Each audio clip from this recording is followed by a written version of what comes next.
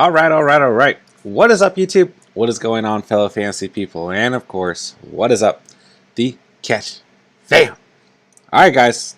Week 4. It was an interesting one, man. We've got the Bucks and Patriots about to get into the third quarter. We're at halftime currently. Slow-moving game, man. Defensive game, rainy game. Brady's return. Hasn't been very, very eventful, but nonetheless, man, we're just going to chill, watch the game, get into some fantasy reaction, some general, NFL reaction from the week as well. But yeah, man, week 4, not treating me the best. I can still technically win both my matchups. I should win in my 20-man league, especially if Jared Cook has a good game. But it's going to be close. And, guys, I was going to start Sam Darnold in mine and Steven's 12-man league. I want you guys to know that. And if I had, I'd probably be walking out of here with a dub. And I dropped him for no reason. Picked up Westbrook on the Titans. He wasn't even a wide receiver 1. Didn't do anything he was supposed to. And I wasn't going to start him. I don't know why I did any of that. I knew that Lamar had the bad matchup. He came out of there okay with about 19 fantasy points, but I knew I should have sat him against Denver, right? Corey Davis, we talked about this matchup all week. I started him in my 20-man league. And I benched him. He had a fantastic revenge game, right? Those Jets, man. How about those New York Jets? It's just another week where I'm right on the cusp and I screw something up. And one or two things don't go my way. David Montgomery having a fantastic game, got injured. I am officially a cursor of fantasy players. So we can say that. I'm pretty definite now. Saints defense played awful for me. It's been a tough week. But technically I can still win. So yeah. Steven, what's up, brother? Steven is in the house, man. Fellow co-host here at the Catch. Rams really did not show up. They didn't. I picked them to win that game. I was very surprised there. Are the Arizona Cardinals the best team in the National Football League? They might be, man. They might be. Steven, I got my waffle ice cream on deck. Let's go. Yeah, good time to sit back, relax, eat some ice cream, finish the Sunday Night Football, do some Week 4 reactions. Steven, wait, you benched Davis? Yeah, I benched Davis, bro. Actually, I never had him in my lineup, to be honest. But on today's stream earlier, 2 minutes right before kickoff, I was sitting here, live streaming, debating, putting him in, and I didn't bite the bullet. So, yeah. It's tough out here, man. This has been a tough year of fantasy football so far. Through 1 month. We're already a month in, guys. Crazy. Crazy. All right. Steven says Bills are our best team in his opinion. I don't disagree with that either, man. Cardinals and Rams. I'm glad Steven brought that up. That's first on the list here. So, MVP chance for Kyler already starting. He looks great through this first month of football. One of the only 4-0 teams in the league, the Arizona Cardinals. The Rams need to do a little bit more than just lean on Matthew Stafford. This defense has to show up, right? They did not show up today. And the running game, it wasn't bad today. It just wasn't great. Cooper Kupp had a slow day, right? It was a tough game. Tough game for the Rams. But I think they're still in good shape, man. Still a well-coached team. Only one loss through the first month of football. So, Cardinals look great, man. A.J. Green was balling today. Hopkins still looks great, right? Christian Kirk and Rondell Moore didn't even show up today, and didn't even matter. Chase Edmonds looked like a beast, and what the hell, James Conner? How did we mess up this one, guys? How did we mess this one up? Max Williams, right? The big tight end had a score today. This defense looks good. Buda Baker, still underrated, man. It was a good game out there, but Rams are essentially playing from behind for most of this game. So, interesting game, guys. Real good. What is going on? I just lost again. I'm 0-4 now. Damn, bro. I'm sorry to hear that. I'm not far away, man. I'm looking like I'm starting 1-3. So it's been a weird start to the season. But happy that you're out here in the stream tonight, brother. I hope you stick around for a while, and maybe we can dissect some of your loss as well tonight. Seahawks and Niners. Final score doesn't really represent how this game really looked. I mean, I think that the Seahawks looked a lot better today. I don't think that these two teams are the best teams in the division. But nonetheless, it was an interesting game. Alex Collins was like balling today, just weird. Big news, right? Jimmy Garoppolo with the calf injury. Excuse me. And Trey Lance was out there, and he kind of joins these fellow rookie quarterbacks who are struggling this year, right? Let's see. He finished with 157 yards and 2 touchdowns, 19 of 18. I mean, it's not awful, right? Once again, he wasn't planning on being thrown in there. But that was really the biggest takeaway from the game, is that Trey Lance played. Oh, yeah, and Robbie Gould wasn't out there, which is big, too. They had a punter trying to kick field goals and extra points for them, which was not good. So, I mean, considering the circumstances, the Niners played pretty good today. But the Seahawks still looked better, and I still don't know if both of these teams are better than the Rams or Cardinals. I certainly don't think so right now. Packers and Steelers. Packers get the win, of course. Aaron Rodgers looked great. A.J. Dillon looked quite good with that of Aaron Jones alongside him. Steelers still looked okay defensively and in the run game. But I don't know, man. I told a lot of you guys to bench Deontay Johnson as he was coming off that injury, right? And he's going up against Jair Alexander, and then the first quarter he like completely burnt Jair Alexander. So that's the thing with some of these number one receivers; they always have a chance to score, man. But nonetheless, I don't know. We talked about this a little bit last time. I don't know about this team as long as Ben Roethlisberger is the quarterback. I just don't know if he can get it done for them, right? So overall, I mean, the Steelers defense can still make plays, right? But the Green Bay Packers are still the better team, obviously. Ravens and Broncos, man. Ravens looked all right today. Marquise Brown actually caught a football in the end zone, which was good. Teddy Bridgewater went down with an injury, right? Concussion. Drew Lock went out there. And this massively, massively affects this Denver Broncos squad. They do not look the same with Drew Lock out there as opposed to Teddy Bridgewater. This defense looks good still. I mean, I know the Ravens put up 23 points, right? But this defense kept the Ravens in check for most of the game. And the defense is for real, but this injury to Teddy Bridgewater is going to affect a lot of us from a fantasy perspective because I think it negatively impacts Cortland Sutton, Tim Patrick, and both of these running backs as well as Noah Fant. So, see what happens, man. But it's not good for the Broncos. Good win by the Ravens. Bears and Lions. I picked the Lions as an upset here. This Bears team looked all right running the football today. But big takeaway, once again, another injury. I mean, Justin Fields gets a win. Shout out to Justin Fields, right? Didn't have a great stat line by any means, but he got the win, right?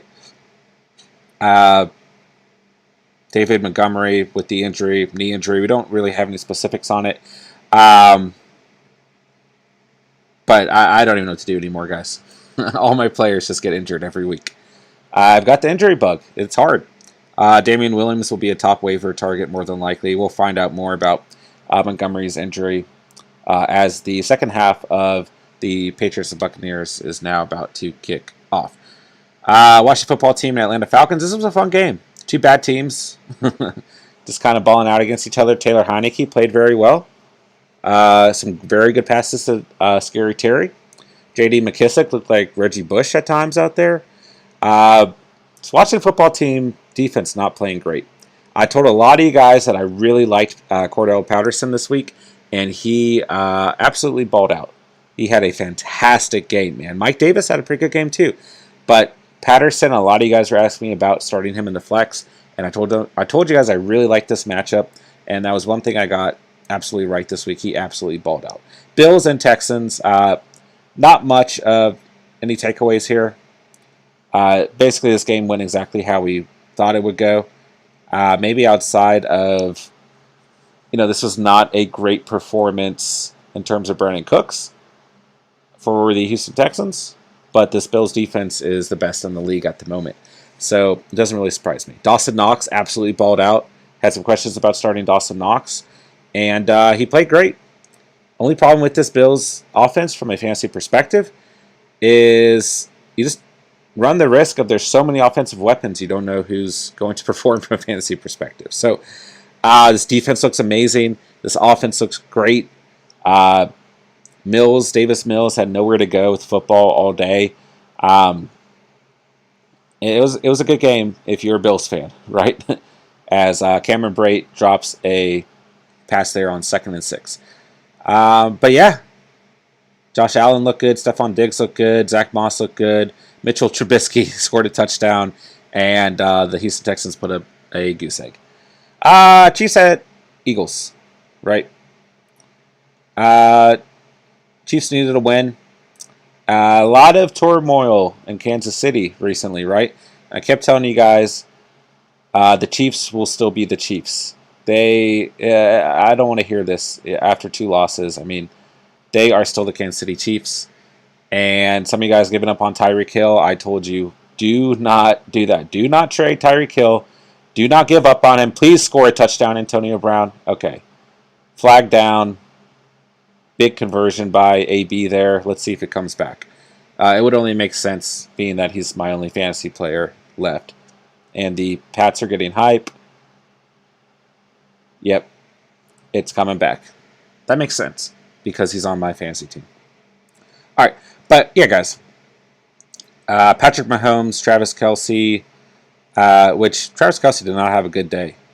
4 catches, 23 yards. But outside of that, right, Tyreek Hill and Patrick Mahomes, do not bet against these guys. Absolutely insane stat lines for both of them, especially that of Tyreek Hill. Jalen Hurts, once again, a bad team game, bad team performance, but he played very well himself, and he played very well from a fantasy perspective. Miles Sanders did not play well. That was a guy that I told you guys I had some faith in against a bad Kansas City offense. And actually, surprisingly enough, the guy that Steven was hyping up, our guy Gainwell, who I said has done nothing since week 1, so I'm not interested in him, scored a touchdown today, and actually looked pretty good out there. So yeah, Devonta Smith had a very good game. Some of you guys asked me about him, and I said thought it was a good matchup, and he was worth starting. So that was good news for you guys who maybe started Devonta Smith. But yeah, bottom line is the Chiefs needed a win, and when they need a win, they're going to put up 42 points. And Frank Clark's coming back soon. He's been out, right? Things are looking up for Kansas City. So yeah. New York Jets at Tennessee Titans. My only call in this game during the Sunday pregame stream, right? The Titans better win this game, and they didn't. Zach Wilson hung in this game. Corey Davis, revenge game. Jamison Crowder looked very good. Ryan Tannehill was under duress like all game. I brought this up a few times, right? The Jets aren't very good, but they have actually performed pretty well defensively. So it's quite interesting, man. They beat the Tennessee Titans. Derrick Henry had a big game, but Zach Wilson gets his first NFL career win, which was nice to see. It's good to see. Steven says, Rio, don't give up. Hope, tons of season to go. Trades to be made, players to pick up, and better matchups ahead. Absolutely, 100%.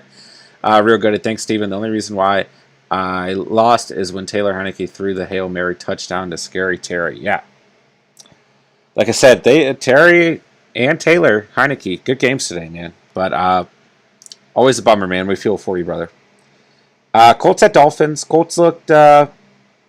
They looked alive today, guys. Jonathan Taylor got that touchdown. We talked about this last night. Steven called it. So Jonathan Taylor was due for a touchdown. And he got one, man. Carson Wentz protected himself pretty well out there. Wasn't really didn't turn over the football. The defense looked okay out there. It was a good team win for the Colts. The Dolphins have not been the Dolphins that I thought they would be. Michael Pittman played very well also from a fantasy perspective. So really not a whole lot to see there. Mike Gesicki, our guy Mike G, good game. Touchdown, good stat line. Happy to see that. Him and Brissett have some chemistry. But biggest takeaway for me, Jonathan Taylor had a very good day. And a good team win by the Colts. Cowboys at Panthers. Oh, gosh, guys. You know, I dropped Sam Darnold. And I was going to start him. Swear I was going to start him over Lamar Jackson. I already talked about this at the beginning of the stream. But I don't know what happened. I thought, I drafted Lamar for a reason. Even though I knew he had a bad matchup today. And I went against my gut. Something I always talk about not doing. And Sam Darnold. Holy cow. I don't know if this has changed, but during that game, he was leading the entire league in rushing touchdowns, which is just ridiculous. Ezekiel Elliott looks great, man. This is still the lead back in this offense, although Tony Pollard is continuing to kind of fill that RB2 position, right? Dak Prescott looks great, as expected. And to Steven's defense, shout out to Steven, our co-host, the Dallas Cowboys defense looks quite good. They played well today. I mean, they had, like, depending on your scoring format, 8 to 10 fantasy points on a day where they gave up 28 points. That's a pretty good sign. DJ Moore looked fantastic. Chuba Hubbard, right? What was Chuba's? Let's find Chuba's final stat line. I want to see how he finished because I actually haven't checked this. As Mac Jones and company have a 1st and 10, Mac Jones dropping back, finds his man Damian Harris for about an 8-yard gain. Good play there. Chuba Hubbard, 13 rushing attempts, 57 rushing yards, and 2 receptions for 14 yards. Not a great day. Full PPR, only about 9 points. He is no Christian McCaffrey, which is unfortunate because I thought due to the volume he'd have a much better day overall, and he didn't quite do so. The game script didn't necessarily favor the running game, although Chuba has shown that he can get involved in terms of a PPR player, right? As Damian Harris, 2nd and 1, looks like he picked up the first. Giants and Saints, good team win. First win for the Giants, right? First win for the Jets today, New York. Very worrisome if you're a Saints believer. Their defense looked bad today. Saquon Barkley looked fantastic today. Danny Dimes playing some good football this year, man. Saints pretty worrisome. I mean, Alvin Kamara actually had a pretty good day. Jameis Winston didn't really have that bad of a day either, and Taysom Hill was involved, right? But Danny Dimes, story of the day, without Sterling Shepard, played quite well, and without Darius Slayton also. Did the Patriots just fumble?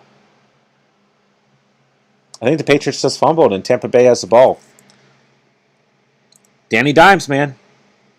Kenny Golladay had a big day. He might be available in some leagues out there, and he had a great day. So as long as these other receivers are down, I mean, Kenny Golladay might be worth thinking about. All right, Cleveland Browns and Minnesota Vikings. A slow day. Slow game for these guys. Good win by Cleveland, right? 2 good defenses. 2 kind of underrated defenses, the Browns and the Vikings. Cleveland's defense looks pretty legit, man. Kirk Cousins didn't have a lot of room to do anything. Justin Jefferson is still the best player on this offense. Not a lot to take away from here, right? Baker Mayfield played pretty poorly, actually. Odell Beckham, should have scored a touchdown towards the end of this game to put it away, and Baker threw a very, very bad pass to him. And you guys know we love Baker here at the Catch, but this game was really shaped around the defenses, right? Dalvin Cook did not play well. I mean, this defense for the Browns is very good against the run. It's not necessarily Dalvin Cook's fault. Alexander Madison did not play well either. So this game was just a defensive game, and that's all it was, man. But good win for the Browns. Still a little bit worrisome for a 3-1 Browns team, right? So yeah, weird week 4. Mr. Matt J. Kim, what happened to DeAndre Swift today? Good to see you, brother. Hope you are doing fantastic tonight. Hope you had a better week for fantasy weekend, that is, than I did. He did have 8 rushing attempts, only 16 rushing yards. Did not see the end zone, which really hurt his stat line. And then in terms of receptions, he's been, bringing in, in week 2 he had 4 receptions, and this week he had 4 receptions as well. But a little bit down on the reception sides in comparison to some other weeks, right, where he's had 7 or 8 receptions. So yeah, the game script didn't necessarily favor him, right? Although he does get a lot of PPR work. But overall, this is just a bad game by Chicago. Not a lot to say about Chicago. A bad game for Detroit. Good game for Chicago, who their defense really showed up today. So it was just a poor outing for DeAndre Swift. In full PPR, he had an okay stat line, but yeah, definitely did not perform how we would like to see him perform whatsoever for those of you who started him. And I definitely advise starting him. He's just been so good, right? But this Bears defense is okay, right? They're not very bad. As Leonard Fournette gets a carry here. Leonard Fournette's looked okay tonight. Slow-moving game here, Tampa Bay and New England. I just need Antonio Brown to do something gnarly. How'd the rest of your roster look today, Mr. Matt J. Kim? Interested to know. I'm still technically hanging in here, man. My 20-man league, I have a much better shot to win. If I can just come out with one fantasy win this week, I'll be happy. I'm up 9 points. He's got Evans, Fournette, and Aguilar. So it's not looking good. And I've got Jared Cook. Plenty of time left in this game. I got Jared Cook tomorrow night. So yeah, Brandon McManus only got me 1 point today, which is no bueno. But other than that, and the DJ Chark injury, I truly made all the right starts in my 20-man league. I am very concerned about Tim Patrick and his fantasy value going forward while Teddy Bridgewater is out. But I've got some things I can do with this roster. I think Jamison Crowder. I would hate to have 2 Jets receivers leading my 20-man team as 3rd and 1 and the ball is batted down. Ball is batted down. Brady's walking off the field. Defensive game tonight, guys. It'll be interesting to see how. If this comes down to a Mac Jones drive versus a Brady drive in the 4th quarter, sorry, Mac and Cheese. We love you, man. We love Big Mac here, right? But I'm not sure how it's going to go if you're a Patriots fan. All right, Mr. Matt J. Kim, I'm down 35 points. I need a huge Monday night from Mike Williams. He can certainly do it. Didn't he have 32 points last week? It's possible, but I know it's not fun banking on that. But it's definitely possible. The Raiders have been pretty vulnerable in their secondary. I envision that game being quite a shootout. So it's definitely possible, man. I hope it works out for you. Just another weird week of fantasy football. This season has been quite strange. I'm thoroughly convinced that I have cursed all of my favorite fantasy players. This injury to David Montgomery is absurd. I don't know how I'm going to make it in my 12-man league. I've had an injury every week so far, including the week of the draft before football even started. And it's just been tough. Mr. Matt J. Kim, Diggs, DJ Moore, and Jonathan Taylor did well. Nice. I'm glad you started Jonathan Taylor, man. It was a good matchup. He finally got that first rushing touchdown on the season. It was a good day for Jonathan Taylor owners, especially if you did not bench him and you kept the faith, right?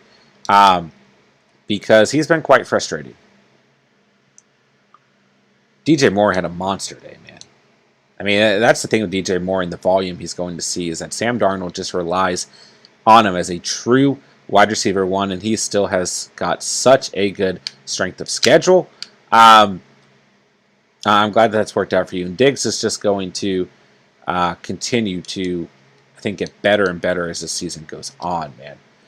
Kareem Hunt and Marquise Brown on the bench. Ooh, that hurts. Yeah, Kareem Hunt had a good day, man. I talked about that a little bit last night. I just had a feeling he was going to have a good day.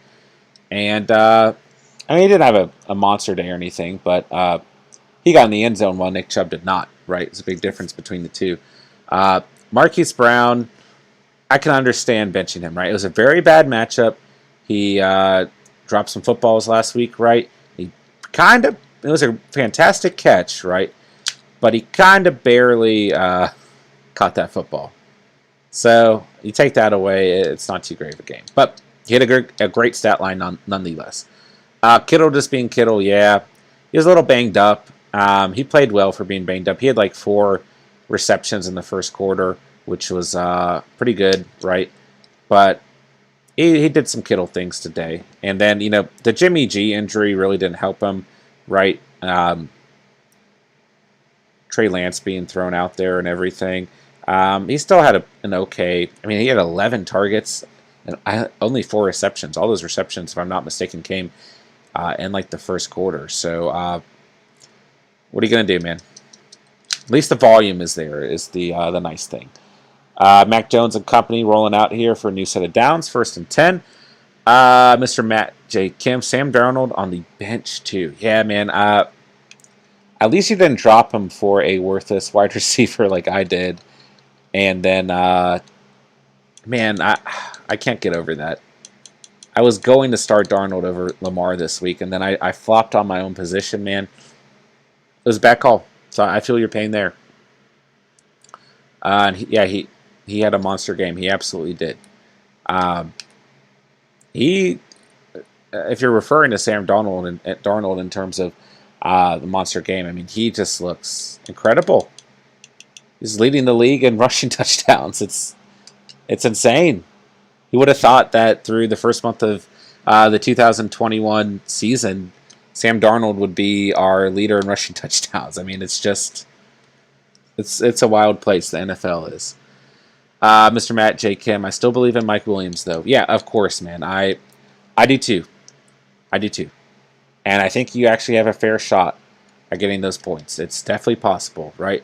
Looking at a lot of other guys on the season, I don't know if there's many I would say should give you faith in getting 35 points. And I would definitely say that Mike Williams is one of them.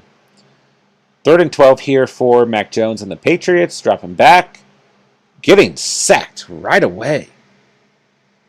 Defensive game, man. I had a feeling this game was going to turn out this way. Brady got to get involved here, man.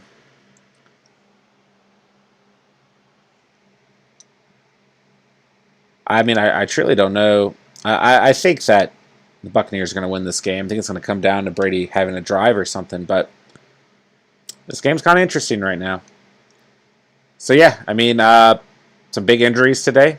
Teddy Bridgewater concussed. Drew Lock is a huge downgrade at the quarterback position. David Montgomery, big-time injury there, right? Oh, gosh. Buccaneers just fumble. There's a flag down. Fumble on the kickoff? We'll find out. I guess that was a punt, not a kickoff. But we'll find out here in a second. Flag down as well. I mean, I just... DJ Chark got injured this week for us.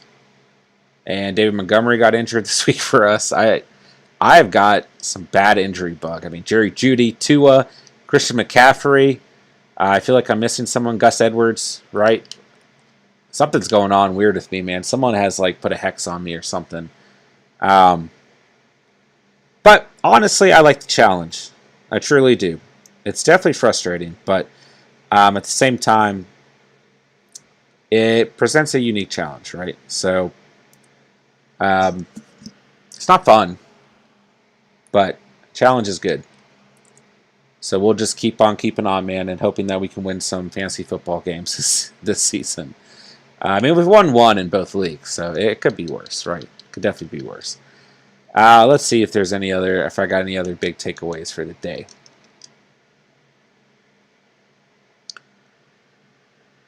Steven says Sam Darnold is the real deal this year. So glad he escaped Gase. Yeah, I mean, dude, Adam Gase, like the QB killer, right? I mean,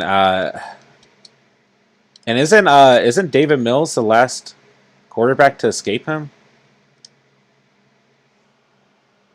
Or no, that doesn't make any sense. But who was it? There's like one more quarterback who just escaped Adam Gase. But anyways, I don't know what I'm thinking about. But yeah, I'm so glad for anyone escaping from Adam Gase. He's the worst. I love the way that Sam Darnold is playing football right now. And I do believe in this Panthers team. But they got to get better in the secondary if they're going to be able to compete against some of these more elite teams like we saw today. Did the Patriots turn over the football? I mean, the Buccaneers?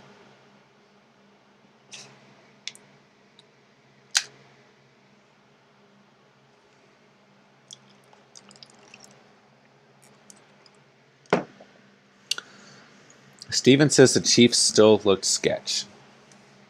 They do as a whole. I don't disagree with that, right? And the difference with this week in comparison to last week, right, is that they made it work. And that's the thing, man. If you can shut down Tyreek Hill and or Travis Kelce and they can't make it work, then you're going to beat them. Because they're not very good outside of their respective trio of Patty Mahomes, Kelce, and Hill. But that trio is the best in the league, right? If you take that out of the equation, I mean, the running game has looked okay as of late. But other than that, man, I mean, they get Frank Clark back soon, which should help. But this team is just not very complete whatsoever. Their defense is bad. And, yeah. Steven says Tannehill escaped. Yeah, I don't know what stat I was thinking of with Davis Mills there. That's in regards to something else. I don't know what I was thinking. But Tannehill definitely escaped. He didn't escape the New York Jets today, though. Although Adam Gase is no longer there. But Steven, honestly, with the Chiefs, I don't know if I can take them confidently against top 5 teams. Their defense is so sketch. Great point on their trio. Yeah, it's just like, I don't know what to make out of this Chiefs team. I mean, I still believe in them, man. I'm not betting against this team. As long as they're coached by Andy Reid, as long as Patty Mahomes and Tyreek Hill and Travis Kelce are healthy, I still think that this team, listen, they're a better playoff-built team than a lot of other franchise because they're led by those guys.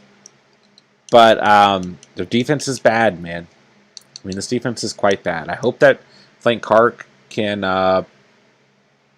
make a difference for him when he comes back. But this defense is awful. I mean, the offense has to perform in a sense that the other team has no choice but to keep up. And if they can do that, right, the Chiefs can do that offensively, then they're in good shape because there's very few teams that can keep up with them. But on those weeks where we see teams keeping up with them, as I throw an interception at Madden, then it's not good. It's not good. So it's an interesting squad, but I still believe in them in the long stretch and in the playoffs. Davis Mills didn't escape the Bills, 40-0. Yeah, and guess who David Mills faces next week? The team we're watching right now, the New England Patriots. So this will be another rough week for Davis Mills. But we'll see what happens. Bad team performance by the Texans today. Great team performance by the Bills today. Like this Bills team a lot, right? I mean, a lot of people stressing out after week 1 against the Steelers. I mean, they looked very, very bad. But week 1's always strange. And this Bills team in the long haul, I think, will be very, very good. Man, I need Fournette to, just exit this game and Ronald Jones to come in. Flag down on the play. I feel like both teams are trying to take some time off the clock here. We'll see what happens.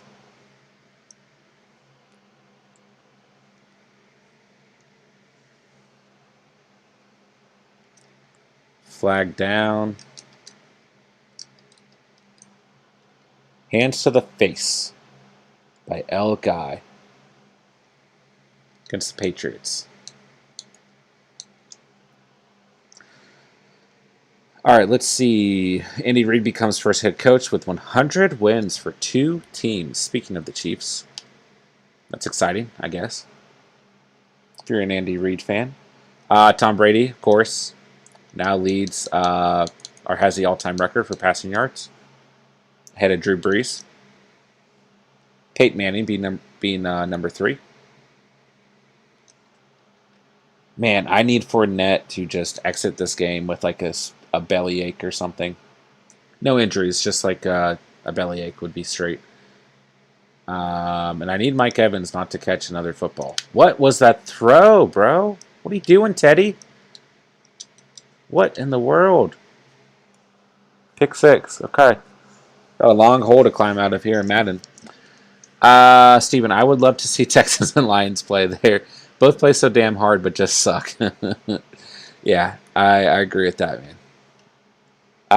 They don't play this season, right? I don't think that's on the schedule, but that would be kind of sick. I like both those teams. They play hard football. Like you said, they just suck. Oh my gosh, what are the Patriots doing against Fournette? I gotta check my fantasy score. My 20-man league, where I actually have a shot. Oh gosh, I'm only up 5 now. Luckily, rushing yards don't do too much for final scores. Oh my gosh. What was that, man? We're getting decimated by the Bears. Bills are best team in my opinion, says Steven. Yeah, I think it's between the Bills and the Cardinals right now. Best built teams. But, you know, when it comes to the playoffs, right, regular season and playoffs are so different. And it's a long season, man. Already a month in, though. Already a month in. Justin Fields is balling on us. Oh, wow. Stiff-armed us. Oh, man. Fournette is running so damn hard. Yeah, he is scaring me. I need him to start playing bad. And I need Mike Evans and Nelson Aguilar to not do anything. As long as that happens, I got a shot here. The Patriots have played very well defensively tonight, though. I mean, they're not really stopping the run by any means. But they're playing good defensive football. All right, 2nd and 10. Wow.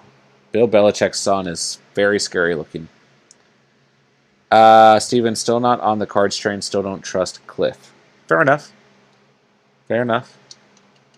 I think they look pretty complete, though. Kill Mike Evans. Don't actually do that. I need him to stop catching footballs. I'm going to need a big night out of Jared Cook is the feeling I'm having right now. Luckily, I did not start Pat Freiermuth over Jared Cook. I need Jared Cook to ball out tomorrow. I need Antonio Brown to score a touchdown while we're down here in the red zone. But they keep only having like design plays for him. He's not even in on this play. Ronald Jones is in. Let's go, Ronald Jones. Keep him in. The Bucs secondary is literally missing in action, completely injured. Hey, they got Richard Sherman out there. The Sherm is out there, brother.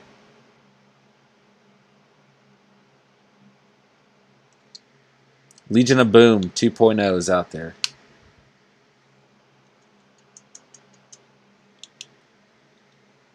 Man, we are getting decimated in Madden. All right, let's go Ronald Jones. Okay, that helps me. Ronald Jones with the touchdown. Better than Mike Evans or Leonard Fournette, even though AB is not involved. It helps me in my 20-man league, so I'll take it. What I tell you guys, Ronald Jones, all offseason, preseason. That's my guy. He comes through tonight.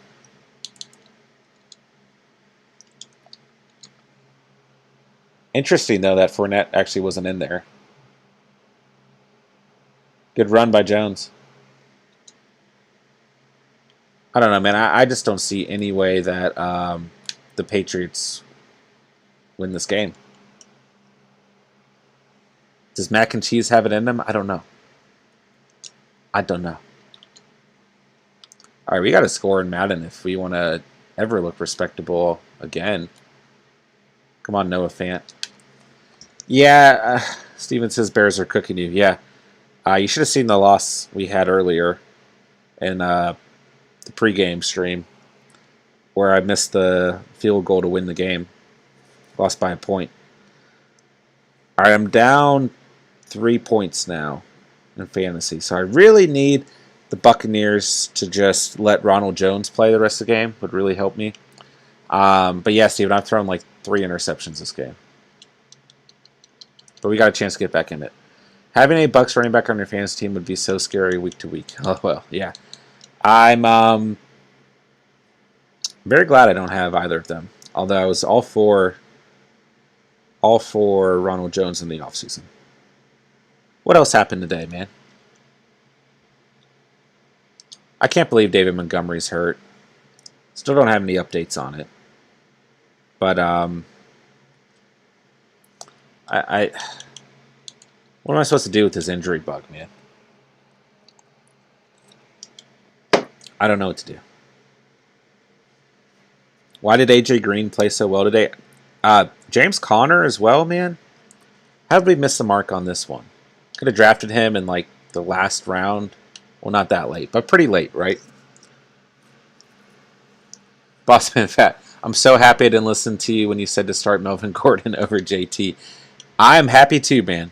And I know Steven was a big fan of Jonathan Taylor this week. And yeah, I'm glad that you did it as well, man. Jonathan Taylor had a great game.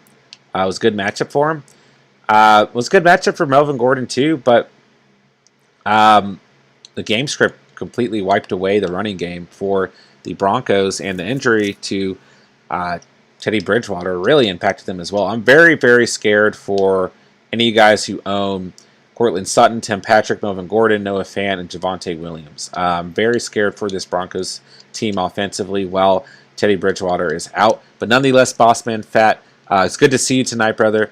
Glad that we avoided that casualty for your fantasy squad this week, man.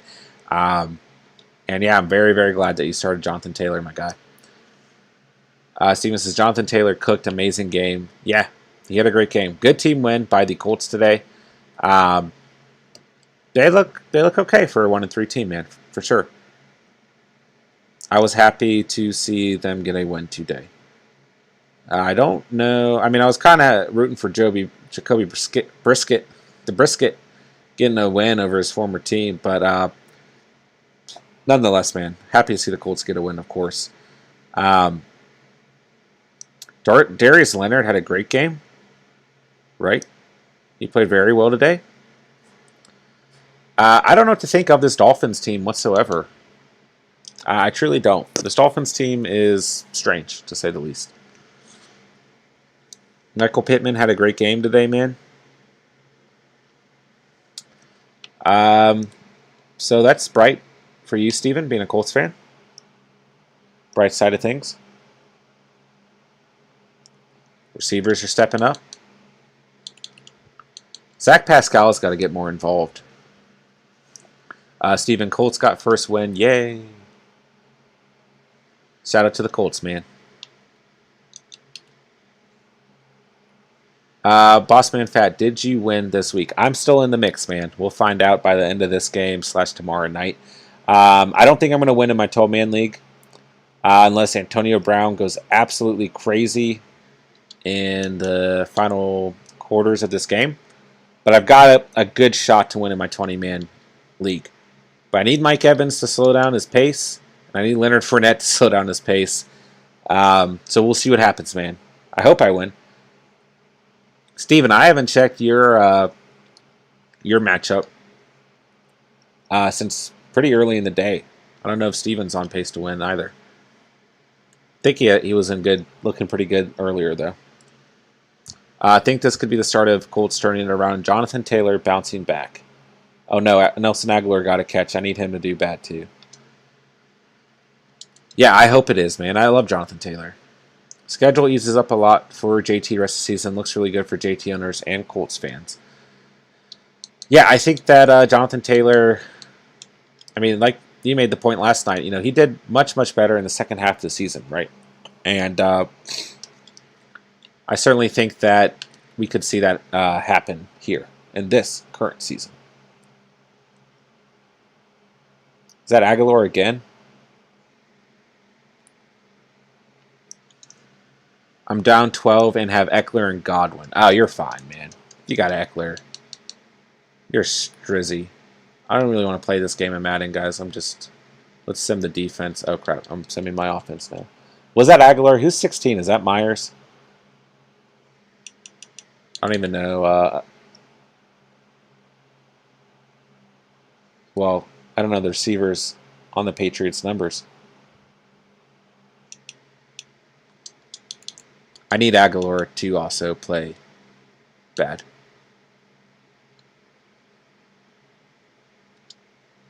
Fantasy is so stressful, guys. Why do we do this?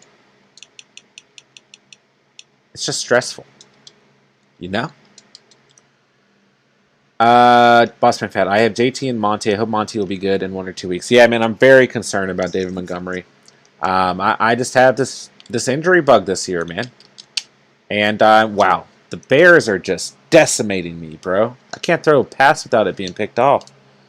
Johnny Smith here on 1st and 10. Good play. First down. Yeah, we lost this game in Madden. We need to move on. Yeah, I love the way that I don't know where it's going with that one. I'm still thinking about Jonathan Taylor. Love the way he was utilized today. David Montgomery, Bossman Fat, I'm very concerned about. Very, very disappointing day to be a David Montgomery owner. He was cooking finally, man. Finally having the type of performance that we needed him to. And it was a very scary moment. I mean, at least he got up and walked, right? I'm hoping that he avoided any type of major injury. But it's hard to say. We haven't really gotten an update at this point in time. I don't know what I'm doing in this Madden game anymore. I'm like watching this Patriots game, and then every time I look up, I'm throwing a pick. Myers is 16. Okay, word. Thank you, Bossman Fat. I just really need Nelson Aguilar to do nothing, Mike Evans do nothing, and Leonard Fournette do nothing in my 20-man league, as it will make things much easier, as I'm basically relying on Jared Cook to have a big game. But thank you for the update, my guy. Oh my gosh, man, the Bears are just wrecking us. We got to at least put up some points to look respectable here. Let's see. Yeah, that's Myers. Okay, thanks, guys. I was kind of panicking. You guys can't tell, I'm very anxious about these football games. Monty's one of my fave running backs. Hope he bounces back. He looked incredible. He did look very good today. I mean, he was bulldozing into the end zone. I mean, he looked like a tough Chicago Bears football player. I love to see it, man. Oh my God, is that 6 interceptions in this game of Madden? I hope he bounces back, man. I'm really anxious to see the injury report. I mean, we should get something by tomorrow, but yeah. I hope it's nothing serious for all of our sakes, all of us who own him in fantasy. I mean, I can't really afford to lose him. Already losing Christian McCaffrey, that would put my starting running backs as Javonte Williams and James Robinson, which is doable, but not the best, right, by any means. So I'm really looking to see if we avoided that or not. That was one of the worst games of Madden I've played in quite some time. Let's move on. Let's just erase that memory from all of our memories. What happened with Chris Carson today? Why was Alex Collins playing? That was confusing to me. Did something bad happen to Chris Carson? Or did they just decide to play Collins for some reason?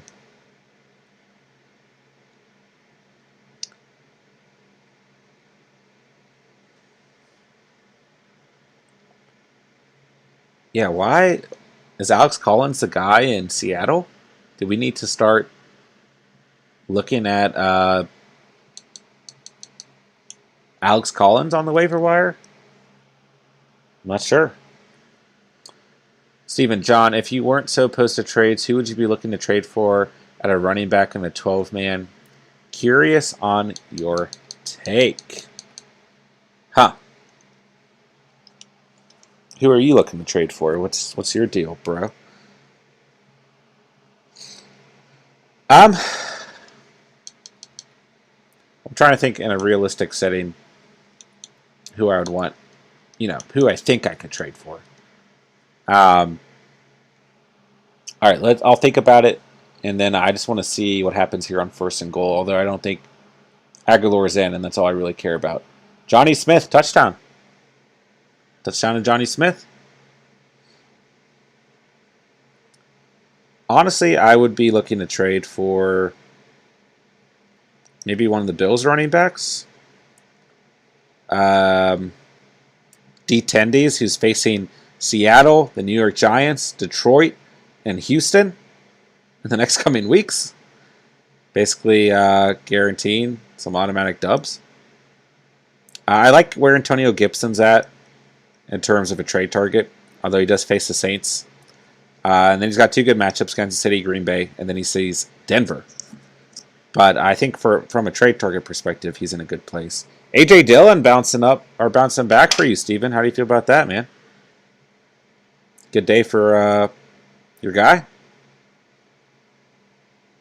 Clyde Edwards-Helaire is someone who I think might be past trade candidacy now that he's stepping up, although he's got Buffalo and the Washington football team next 2 weeks. But he was someone who I had kind of on the trade target. Kareem Hunt, I think is someone he could still realistically trade for. Man, J.D. McKissick had a good stat line today.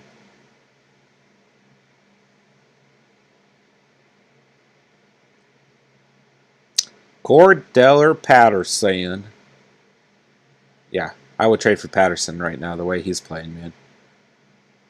Man, what is up with Chris Carson? I guess we need to think about Alex Collins, guys. Was that enough answers for you, Steven? Let me know. DeAndre Swift might be a sneaky trade candidate. Man, what happened to our boy Tyler, Steven? 51 points today, getting beat by Bryce? Yikes. Yikes. His team played very poorly. His bench, oh my gosh. Oh, he's got some inactives, but holy cow. Steven, coming into this week, I was trying to buy JT Lowe, Zach Moss, Chase Edmonds. Yeah, I think those are great trade candidates as well. I like where Chase Edmonds is at. I like where Zach Moss is at. Like I said, these Bills guys I think are good candidates. Man, if Antonio Brown can get like a 50-yard score, I can get back in this fantasy matchup.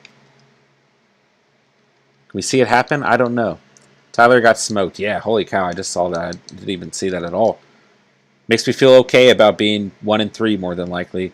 I cannot believe I did not start Sam Darnold like I went into the week thinking I was going to. I mean, I went against my gut conviction, man. And Fournette's just getting this football more and more. Get Fournette out of this game, guys. We don't need him. Just get Antonio Brown the ball. Saints defense. What the hell was that, guys? What's wrong with the Saints?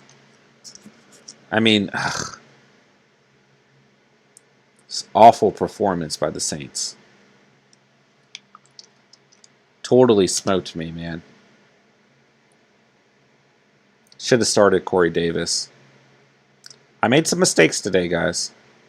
Sam Darnold, Corey Davis. I'm not going to call the Saints defense a mistake. Tim Patrick got absolutely absolutely just torn down with this injury, right? I mean, Drew Lock can't play quarterback.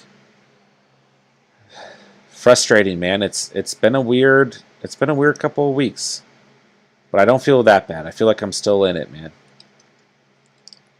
You just got to keep on keeping on, man. It's a long season. Steven, honestly, Henderson as a trade target is still attractive, but not willing to give up much for him. Yeah, he's got some incredible weeks coming up, man. Antonio Brown gets a catch. Let's go. Need like 13 more of those at least. And a score or two. I like Henderson right now, man.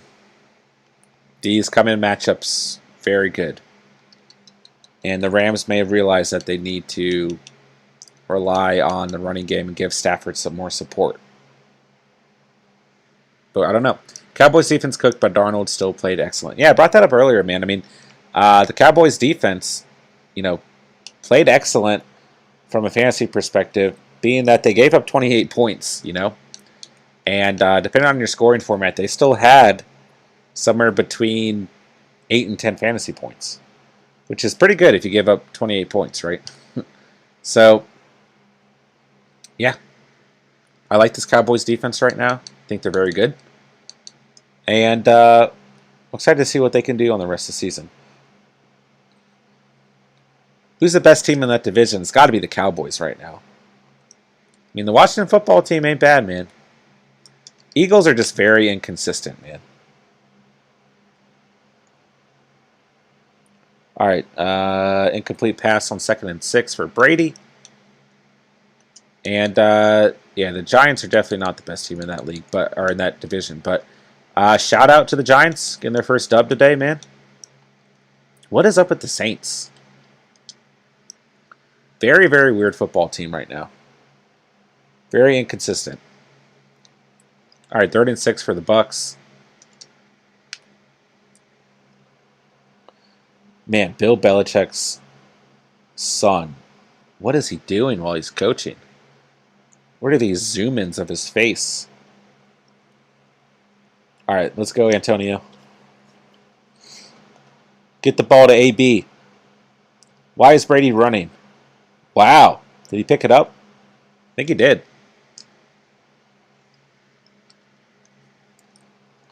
Man, I can't get over the Saints defense. Can't get over the fact that I could have played Sam Darnold and I didn't.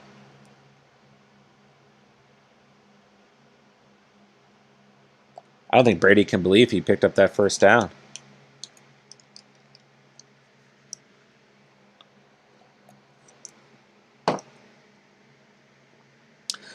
Yeah, I think this fantasy game is out of reach for me. I mean, I'm really down 12.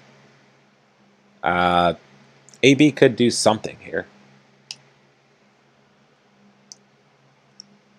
Whoa. Getting a little chippy out there.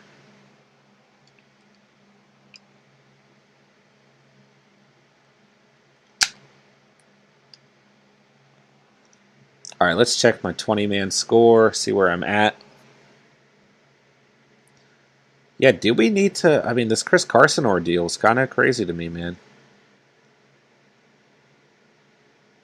Alex Collins, 15 fantasy points today. He only had 10 carries, though. Oh, gosh, I'm officially losing in my 20-man league. I'm going to need a big night from Jared Cook, guys. Could happen. It's projected 10 points. Brandon McManus only had 1 point for me. Chickercheville. I hope I'm saying that right. What is going on? Welcome to the catch. Hope you're doing fantastic tonight. Hope you had a better week 4 than I did. And happy to have you here in the stream tonight, brother. I'm 0-4. I'm debating on trading Chris Carson. Yeah, I'm like, what in the world happened today with Chris Carson, man? It's just strange. Why is Alex Collins the man there now? It's just like, I mean, he's been very consistent up until this week. So it's I think it might be a good time to put him on the trading block and see what you can get for him, man. So let me know who you're eyeing, man. Let me know if you have any ideas of who you want to end up with. If you need any help, putting together a trade, let me know what your roster looks like, man. Love to debate all that with you, my guy. Yeah, I mean, Alex Collins. I mean, he only had 10 carries. So 10 rushes, 44 rushing yards, 2 receptions, 34 receiving yards, and a touchdown. It's a pretty good stat line overall. But interesting. I don't think anyone saw that coming.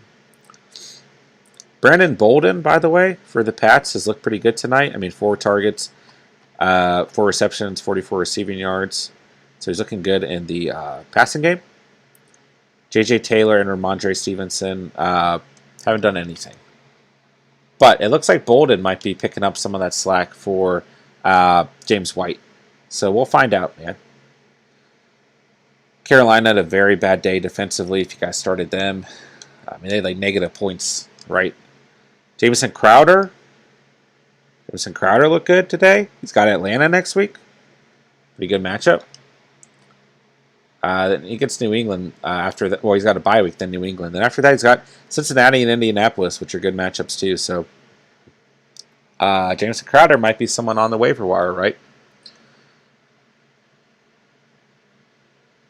Let's see. A bit ago, I traded Dalvin Cook, Ridley, Claypool, and Logan Thomas for D-Hop, Edmonds, and Waller. I mean, quite honestly, you gave a good amount of value there, but I feel like you won that trade. I mean, the way the Cardinals are playing right now and the amount of targets that Waller's going to garner on a weekly basis, I feel like you won that trade. Oh, gosh, man. I cannot have Fournette doing this, bro. Oh, I'm going to lose. James out. What's up, brother? Good to see you in the chat, man. Good to have you in the stream, as always, my guy. My whole team had a bad week. Hopkins, CD, Cook, and Kelsey, and I was facing the easiest team in my league, and I lost. Man, this season has just been that way, bro.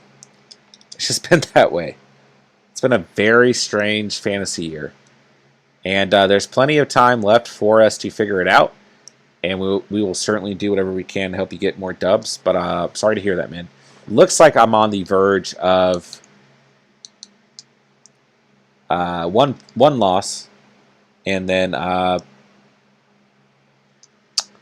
still got a shot here in my my 20-man league. I'm not giving up yet. Jared Cook could have a big enough night, and I could win. So that's all I need. But that catch by Fournette that just happened definitely hurts me. And I mean, if Antonio Brown could go off, then I'd be fine. As we miss a simmed field goal in Madden. But he's only got 9 minutes, 52 seconds to do so. So I'm not feeling very confident at all. I mean, oh gosh, just another week where I barely missed the mark, man. I mean, the encouraging thing is that we know the plays that we could have made. And we're not far off, but it's not looking great. But like I told you guys before, I've started fantasy seasons with 1 win and still made the playoffs. You know, it's a long season, guys. So if you guys are hurting right now, it's a long, long, long fantasy season. It's even longer now than it has been before. So don't stress out too much. Let's see here. Now I have Mahomes, Carson, Edmonds, D-Hop, Allen Robinson, Waller, Harris, Watkins, A.J. Brown, Tim Patrick, Madison, Collins on the bench. So just the last 4 on your bench. Okay, so A.J. Brown, or no, Tim Patrick, Madison. Oh, A.J. Brown, Tim Patrick, Madison, and Collins. Yeah. I mean, I think your squad's pretty good. I mean, dude, you got Mahomes, right? So you're good there. How did Allen Robinson finish today? I'm going to look up the stats here.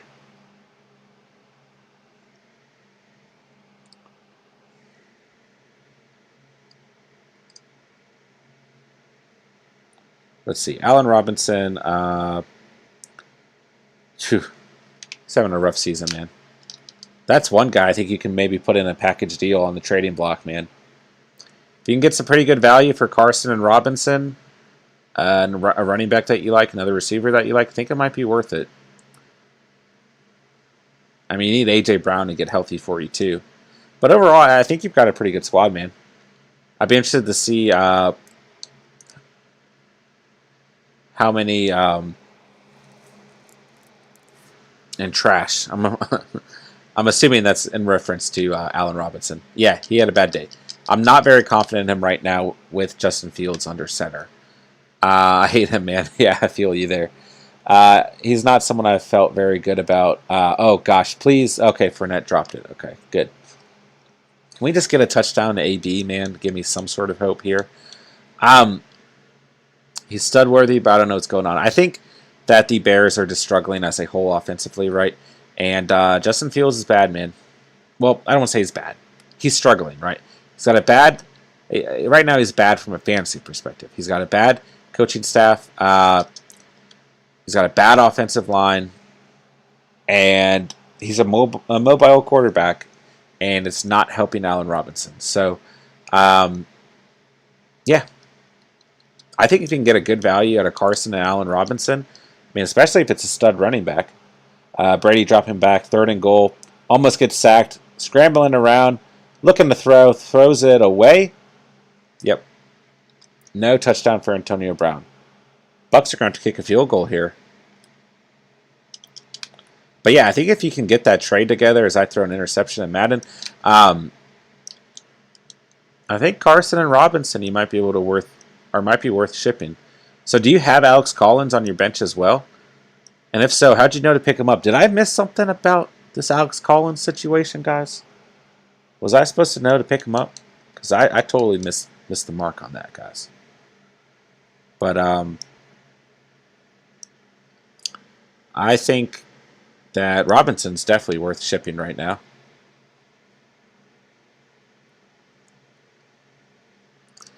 Let me know what you think about that, man. Carson and Robinson, let me know what you think you can get out of it. You've still got Harris at the running back position. When A.J. Brown's healthy, it's going to have to be... I'm concerned about Tim Patrick right now. As long as Bridgewater's injured, I'm concerned about all these Broncos players because I like Drew Lock as a not as a fantasy player or football player. I just like Drew Lock, but he's not very good. Not very good. So, yeah. See what happens there. All right, we got a score in Madden. James Brady seems out of it tonight. He does a little. Coming off a tough loss last week. But also, this New England Patriots defense is for real, guys. I mean, they've been very good this season. So, wow, what just happened to Madden? Holy cow. Oh, gosh. This Patriots defense is really good. They've got a great matchup. If they're available on your waiver wire, they have a great matchup next week. Facing the Houston Texans, he got absolutely blown out today. So, they are definitely worth considering next week as well. But, yeah, Brady does look a little off the mark. The whole team does. I think the rain, the weather might be part of it. Everything riding on this game might be part of it, right? All the storylines throughout the week, blah, blah, blah. But he looks a little off the mark. I don't disagree with that whatsoever.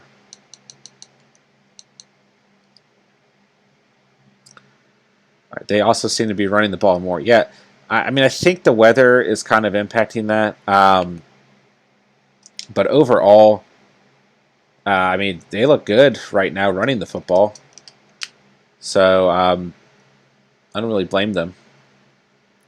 All right, Jexterville. There's a guy in my league who has Saquon, Gibson, Evans, Debo, Sanders, and Clyde. Who could I trade for out of those guys for Carson and Robinson?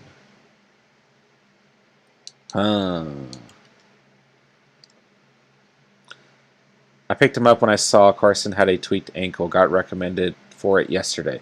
Man, I don't know how I missed out on that. I truly don't. Truly, truly don't. I mean, the thing to consider here, outside of this week, Carson has looked very consistent.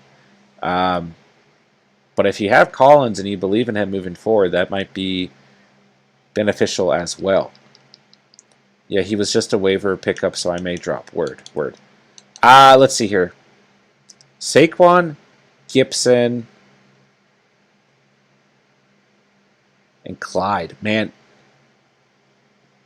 I think you should go out with an ultra trade and ask for Sanders and Clyde and just try and get 2 running backs on your team, because Sanders has played bad, but I think he's going to have good games throughout the season. And I think Clyde is a good trade target right now. I think Saquon and Taylor are playing too well to realistically try and trade for them. But I always think you should try with an ultra trade and then work down from there. So even if you can get one of those receivers added on as well. I mean, I think Evans and Debo are probably out of the question.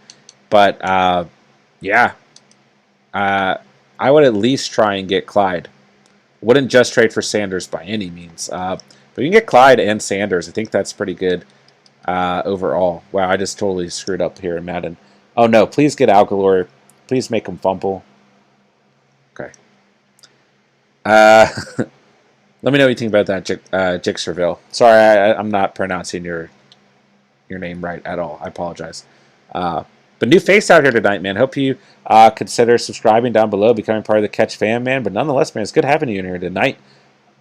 Oh, wow, they missed the interception there, too. Stephen, Mac Jones has a better stat line than Brady right now. What universe am I in? Yeah, I mean, hey, some debate around these rookie quarterbacks and who's playing the best right now. And you could argue that through the first 4 weeks, Mac Jones has played the best. But that's a debate for another night, potentially. I think Gibson, you could still buy low. Same with CH. If you go after Saquon and the rest of these guys, he may ask for more. Yeah, I agree with that, man. I think Gibson's a great target as well. And I think I said Jonathan Taylor. I think I misspoke earlier. But, yeah, I think Gibson you could get potentially if you trade both of those guys. But I like Clyde Edwards-Helaire as well. But I think Saquon, you're going to have to give up too much. And same with those receivers outside of Emmanuel Sanders. But I do think a trade is realistic within those guys. James out. J-Rob looks legit now with Hyde out. Yeah, I hope it stays that way. And I don't want to see Clyde Edwards-Helaire come back. I hope that experiment's over. Because not Jonathan Taylor. Well, Jonathan Taylor is a good running back, but James Robinson is a good running back, man, and he deserves to be the main guy in Jacksonville. And we talked about this a little bit earlier in the week, man. It truly helps out. Oh my gosh, if Nelson Aguilar scores here, my week's over. It truly helps out Trevor Lawrence when they lean on the run game a little bit and they let James Robinson do his thing. I mean, he had his best night of football with James Robinson balling out. Oh my gosh, guys, I'm down 10 points now. And I started DJ Chark. I'm not going to look at fantasy for the rest of the night, guys. I can't. And Steven's hype on the Pats trick plays. I'm not. Jack Treville, appreciate the support, man. We'll always remember you as the guy that I cannot pronounce your name. But I appreciate you subbing, man. Appreciate you becoming part of the Catch fam. Nice having you out here tonight, brother. Hope you're enjoying the stream, man. Hope you stick around for a bit as we continue to break down Week 4. 2nd and goal for Mac Jones and company. You think Patterson going forward will play that much of a role from James out? Yeah, I think so, man. I mean, I talked about him a lot last night. I mean, I got a lot of questions about should I start him? And my answer was yes. I mean, until we see him not performing like this on a consistent basis, I think you got to depend on him having that type of role. Mike Davis had a touchdown today, but I like Patterson a lot. And, I mean, I don't know if 30 points every week is realistic, but nonetheless, man, my answer for now is yes. It's crazy. Who would have guessed Patterson, right? Through the first month of fantasy football, would have been one of the top guys. I mean, it's just crazy. And he can, in some leagues, play him at the running back or receiver position, which is, like, insane and unfair, but oh well. Bucks make the stop here. Pats are going to kick a field goal and be up by 1. I guess I got to make it first. That Myers play was dope. Too bad the points don't help me. I'm down by 56. Yeah, I needed Aguilar not to catch any more footballs. And now I'm down 10 in my 20-man league. And Jared Cook could get me 10. We'll see what happens. Wow, Josh McDaniels is ripping Mac Jones a new one on the sidelines.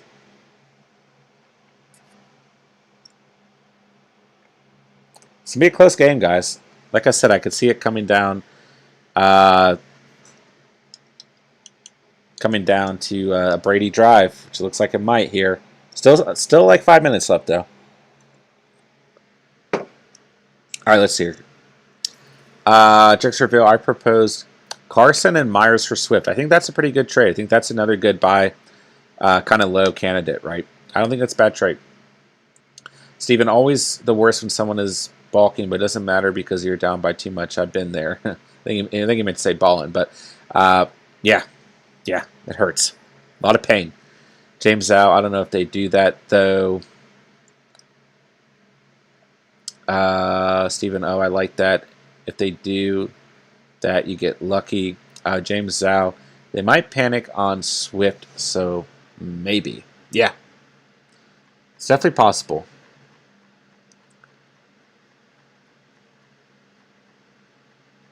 Definitely possible. I think Swift will have... I mean, outside of this week and outside the injury to Carson, he's been good this season. But Swift has been better. Steven Patterson is going to be part of this offense. He's a Swiss Army knife, and this offense is struggling for offense right now. But very unlikely he has a game like this week again. Yeah, I agree. Would be a good trade high opportunity. Yeah, I don't disagree with that either. Man, could you imagine? I mean, a lot of people were selling Tyreek Hill and not even that high, just kind of gave up after those two kind of stinker performances, right? Could you imagine trading for Tyreek Hill and then what your opponent who traded him would think when they saw that stat line from today? I mean, just holy cow, man. So yeah, in other words, buying some of these players low or high when they have these bad weeks is fantastic. In some circumstances, at least. And I can't imagine if you traded for Tyreek Hill before this past week, man. I mean, I just don't know what you would even think if you traded away Tyreek Hill. And I was getting a lot of questions about should I trade Tyreek Hill, and my answer was no. And I'm glad that I said that. All right, guys, this game's coming down to the wire. 1 point lead by the Bucks. Sit back and watch this football game, guys. Can Brady do it in Foxborough? Is he going to leave too much time on the clock if he does do it? We're going to see what happens. I'm excited. I know this game has been like kind of boring, but it's been a good football game, right? It's like the Rams and Patriots when they played in the Super Bowl. It's like, this is boring, but it's actually a very good football game overall.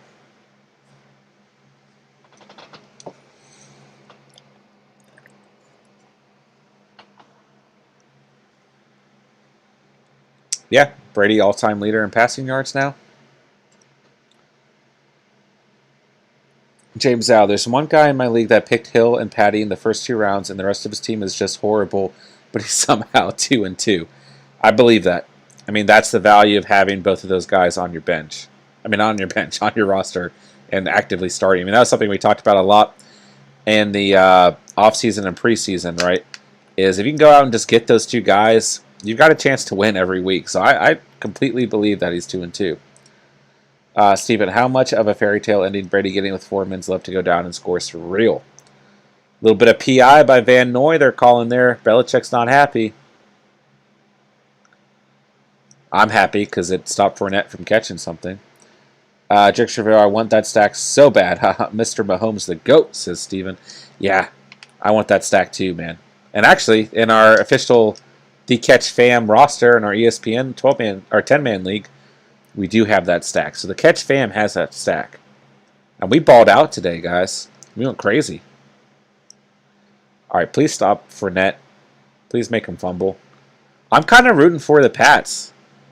Like, not really based off fantasy, but I'm kind of rooting for the Pats here. And mac and cheese.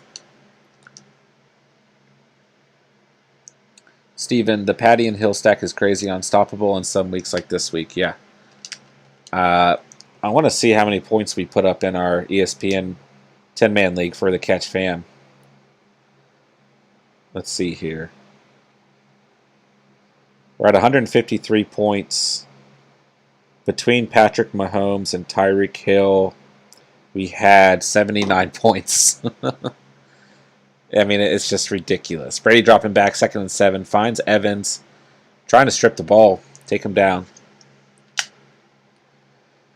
Yeah, we won. Catch Fam won this week, guys. And actually, well, we benched Darrell Henderson. But other than that, we made all the right calls. So there we go, guys. Let's see here. Ren and Die. Would you trade Amari Cooper and Hollywood Brown for Hopkins? That's a good question. But honestly, no. Man, I know what Hopkins brings to the table, man. Rendon, let me know the rest of your roster before I advise on that. But I feel like the depth between Cooper and Hollywood is probably better than having Hopkins straight up. So I'd be interested to see the rest of your bench. Or, well, your bench, sure. But the rest of your squad overall as Mike Evans catches the ball here on 2nd and 17. The only problem with Hopkins is there's so many weapons on this Cardinals team that it's hard for Hopkins to show really consistent value. I mean, he only had like 10 points today, 5 points last week, 15 points the week before, 26 points in week 1. So I feel like the depth of Hollywood and Amari Cooper is probably a little bit better. I mean, although Hopkins is bound to have some crazy games on the season, don't get me wrong, but yeah, I think I like the depth more. So let me know, Rendon, about the rest of your roster. James Zhao, he got like 50 points last week and 130 points this week. He got 130 while starting Gronk. Oh, no. Yeah, fantasy's a weird world, man. It truly is. You can have goose eggs sometimes and win. I mean, it's just... It's never ending, man. I will say it is much, much nicer when I lose being able to hop on these streams and just talk it out with you guys instead of sulking in the living room all Sunday, right? So, yeah, it looks like I'm taking some L's this week. I mean, Jared Cook can still save me, but I'm going to need a lot out of him tomorrow.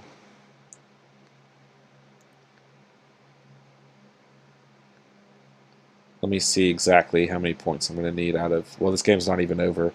My gosh, now I'm moving into 12 points. I mean, I guess 12 points isn't that bad from a tight end. But he's not that great of a tight end as AB catches a football. 1st and 10 now for the Bucks.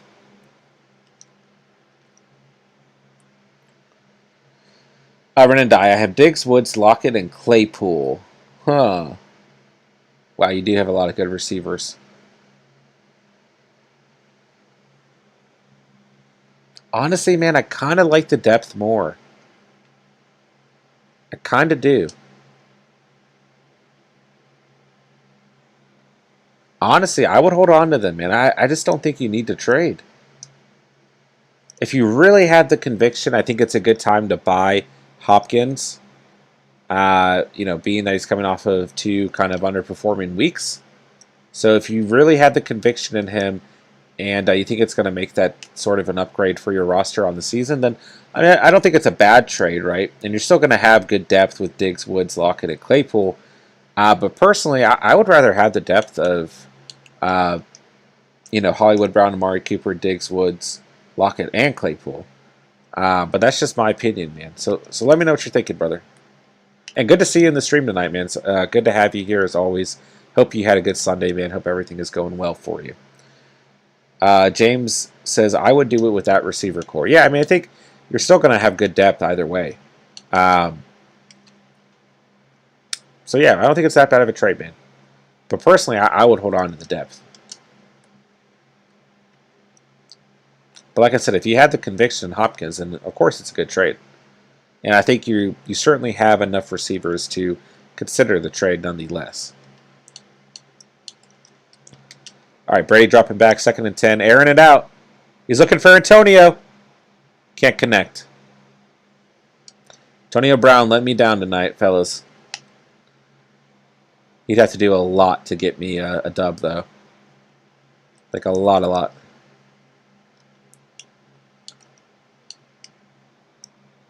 Man, I thought he had him for a second. Kind of overshot him, though. Kind of didn't place the ball where, I mean, AB was open. I think Brady knows it, too. Timeout here. Yeah, if you're the Bucks, I feel like you want to take time off this clock, man.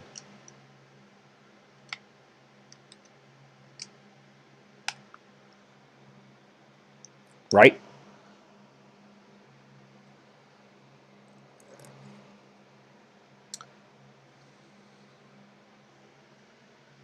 Gabriel, what's going on, brother? Good to see you in the chat, man. Hope you're doing well. Hope you had a great Sunday. Gabriel S. Sell high on Galladay. Yeah, absolutely. Once Sterling Shepard and Darius Slayton come back, now that Evan Ingram's actually making a little bit of a difference, I don't think that we're going to see much involvement out of Galladay. He had a good day, man. Don't get me wrong. But I think that Daniel Jones is going to prefer those other receivers over him. And I still think he can have good games on the season and still be impactful. But overall, if you can get a good trade out of Galladay right now, then I would definitely consider it. Another throw to Antonio Brown. He can't hang on. Incomplete pass. Oh, no. 4th and 8. Bucks are going to have to kick a field goal here.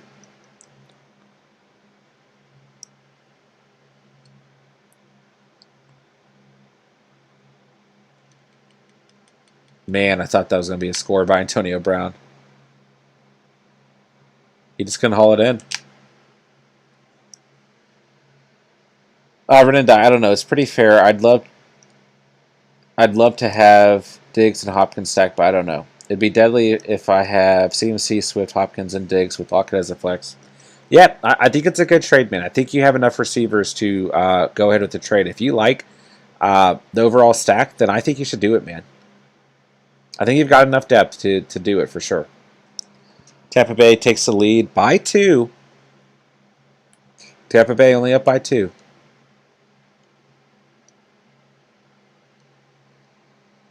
All right, let's end this game of Madden. Yeah, Rendon, I think it's a good trade, man.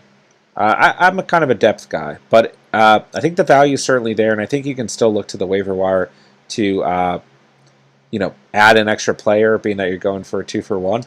So, yeah, I don't think it's a bad trade at all, man. I think your receivers are going to be fine either way. So, yeah. I mean, if you're already benching Cooper and Hollywood Brown, at least one of them on a regular basis, then why not take advantage of having that depth and go ahead and trade those players? So, yeah, man, I don't think it's a bad trade by any means. And, yeah, if you've got the conviction, I definitely think you should do it. And I hope, for your sake and my sake, that Chris McCaffrey comes back sooner rather than later, man. Because I certainly need him right now. Especially with David Montgomery going down. I mean, geez. I can't believe it. Another injured, an injured player in each of my primary leagues this week. I mean, I just can't escape it.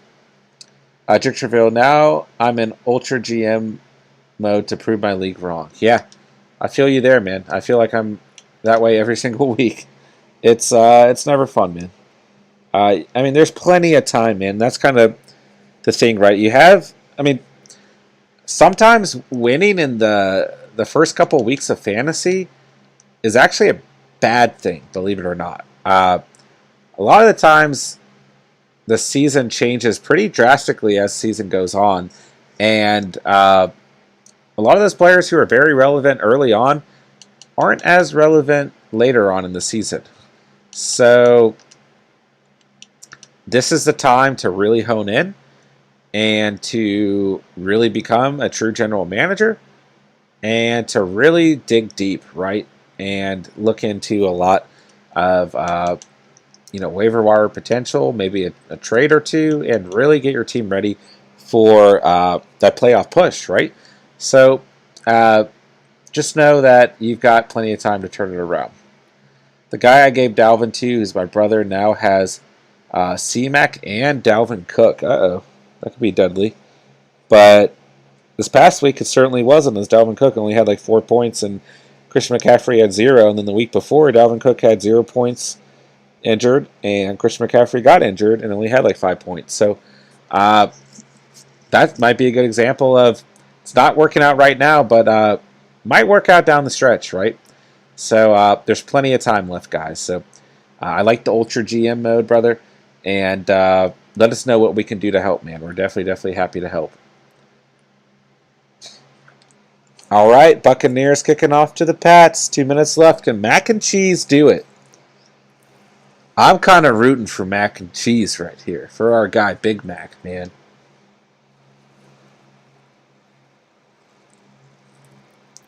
This is going to be kind of crazy to see.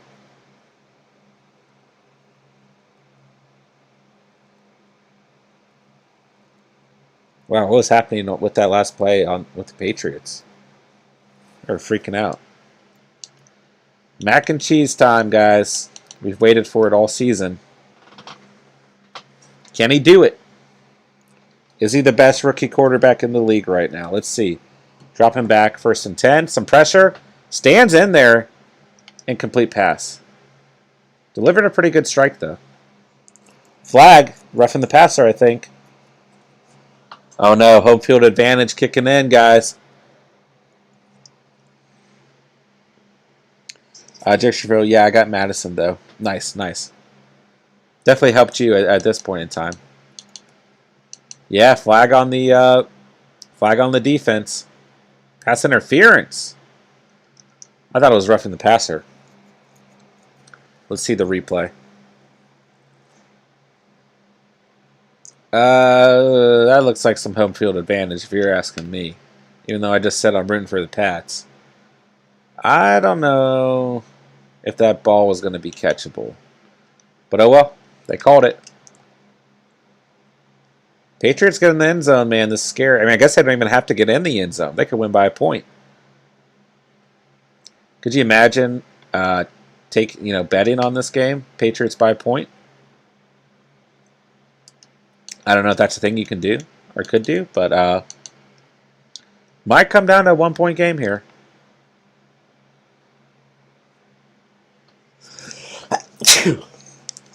Excuse me, guys. Solid sneeze.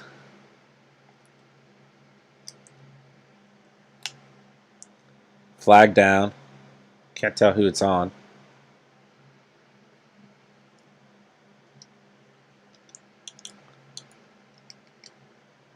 See what happens here. Bill's looking angry. Angry in the hoodie. Man, it really is pouring down rain there. False start on the offense, okay. Dixierville, I want to improve my depth, but may stick to waivers. May trade Allen Robinson if he booms 1 week. Yeah, man, I'm all about the waiver wire, man. There's going to be plenty of good options on the waiver wire week in and week out. We do our Monday waiver wire mania every week, so make sure to stay tuned for that. Hopefully it'll be helpful for you as well. You can always watch it retrospectively as well. So love me some waiver wire. Bucks are looking for a flag. 2nd and 6, dropping back. Mac Jones completes the pass to Bolden. Yeah, Bolden looks like the pass catcher for the Patriots right now. Kind of replacing James White's role now that he's out for the season. Yeah, Pats wanted a false start there. Again.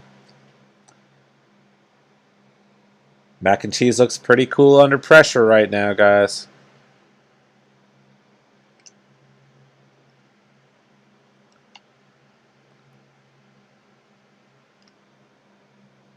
All right, dropping back. Looking for his man. Couldn't complete it to Myers.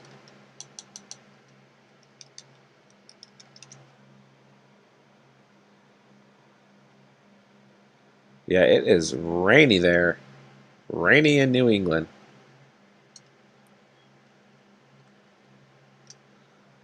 All right, let's see what happens, guys. This is coming down to the wire. I mean, all they got to do is get in field goal range. Jacksonville, what time does it start at? That's usually a little bit of an earlier one. Well, actually, I'll probably end up doing it in the afternoon, probably around like 4. That's what I did last week. At first, I was doing it like first thing in the morning. But sometime tomorrow.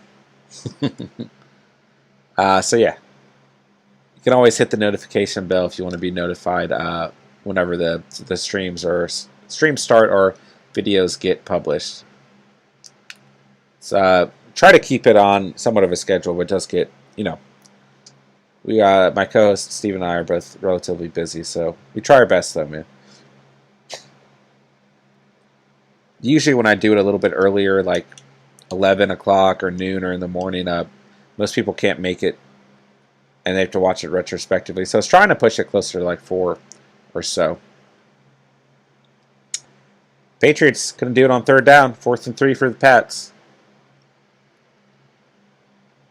Let's see here. I guess they have to go for it, right? Oh, they're kicking the field goal. Bad weather conditions for this field goal. But Nick Folk's a good kicker. See what happens. Myers was a beauty of a waiver snag. Yeah, he's looked pretty good tonight in terms of PPR. Kick is up and no good. He missed it. No way. He missed it. I believe it, but no way. They've got one timeout. You guys like this new Madden angle? Ryan, what's up, brother? Hope you're doing well. And Jacksonville got the notification on. Appreciate that, man. Hope that helps you get tuned in a little bit sooner than maybe others. And appreciate your support overall, my guy. Brady is getting hype, man. Can't believe they missed that. I can, though. I mean, the weather conditions, right? Mac and cheese is very disappointed. Ryan, hey, would you trade Antonio Gibson and Hollywood Brown for Trey Sermon and CD Lamb? No, I would not, personally. I don't trust the Niners' backfield overall. Trey Sermon had an incredible matchup today and didn't do a whole lot with it. Had the best matchup you could possibly ask for. And I think Hollywood Brown is still actually proving to be very consistent. And while I like CeeDee Lamb a little bit more on the season, I do like Hollywood Brown where he's at right now. And I like Gibson on the season a lot more than Trey Sermon. So if you're asking me, man, my answer is no. Jeff Wilson's coming back for the Niners. We're waiting for Elijah Mitchell to get healthy as well. I don't trust the backfield. And Trey Sermon had such a good matchup today, right? Seahawks are the worst team in the league against opposing running backs. And you didn't do a whole lot with it, right? And I personally wouldn't take that trade. But let me know what you're thinking about it, Ryan. Happy to help you in any way I can, man. Jacksonville, damn, I wanted the upset, shake my head. Yeah, I did too, man. I wanted to see Mac and Cheese get the upset. And don't get me wrong, there still would have been some time left on the clock for Brady to go out there and do something, even if they made the field goal. Wow, Belichick's reaction. How much you want to bet Nick Folk gets cut from this team? He's no longer on the team come Monday morning. And that'll do it. Brady wins by 2. Incredible. All right, who does Brady shake hands with and who does he not? Here's the big question of the night. Ryan, I have Dalvin Cook and Jonathan Taylor already. Just trying to upgrade at wide receiver. Belichick and Brady have a hug. How much of an upgrade at receiver is CeeDee Lamb over Hollywood Brown? Is the question I would ask. Because actually on the season, Hollywood Brown is playing better. Down the stretch, will he? I'm not sure. But at this point in time, and even though you already have Cook and Taylor, I mean, having Cook, Taylor, and Gibson is fantastic, man. I'm still not crazy about the trade. I mean, I definitely think it's good to try and upgrade at receiver, man. Don't get me wrong, but I'm not crazy about the trade overall. Oh, wow. Oh, gosh, how did we catch that? Cortland Sutton.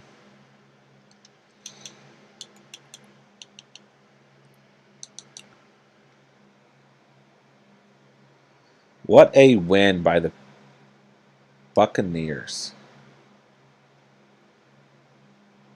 Tom Brady and Brian Hoyer hugging it out.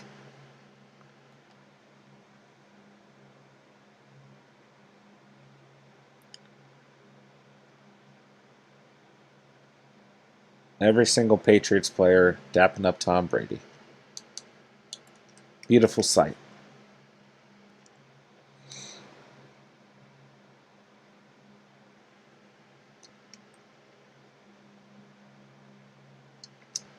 Oh, man, what a game. Nick Folk just couldn't do it.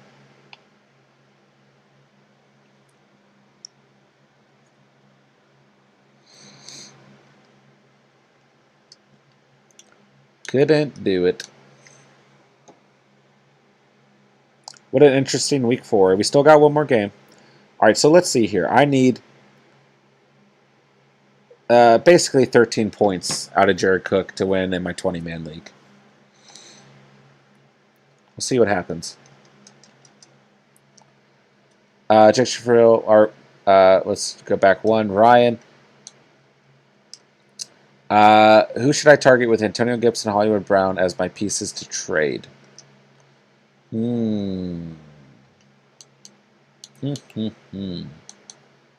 Top 2 receivers are Calvin Ridley and DJ Moore. Man, I think, honestly, if you're trading away those guys, you should target a pretty damn good wide receiver. Like a stud wide receiver. The way Deebo Samuel is playing, you buy high on Deebo right now? Maybe. Mike Williams, playing fantastic football right now. I think the CeeDee Lamb is a decent idea.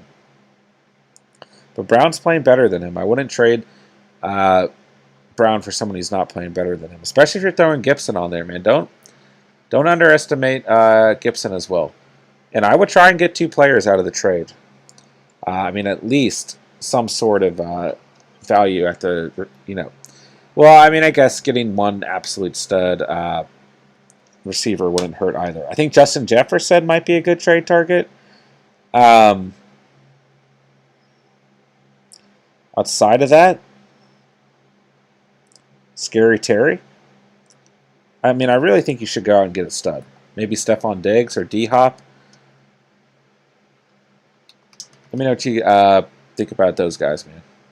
I think you should get a stud, though. I truly, truly do.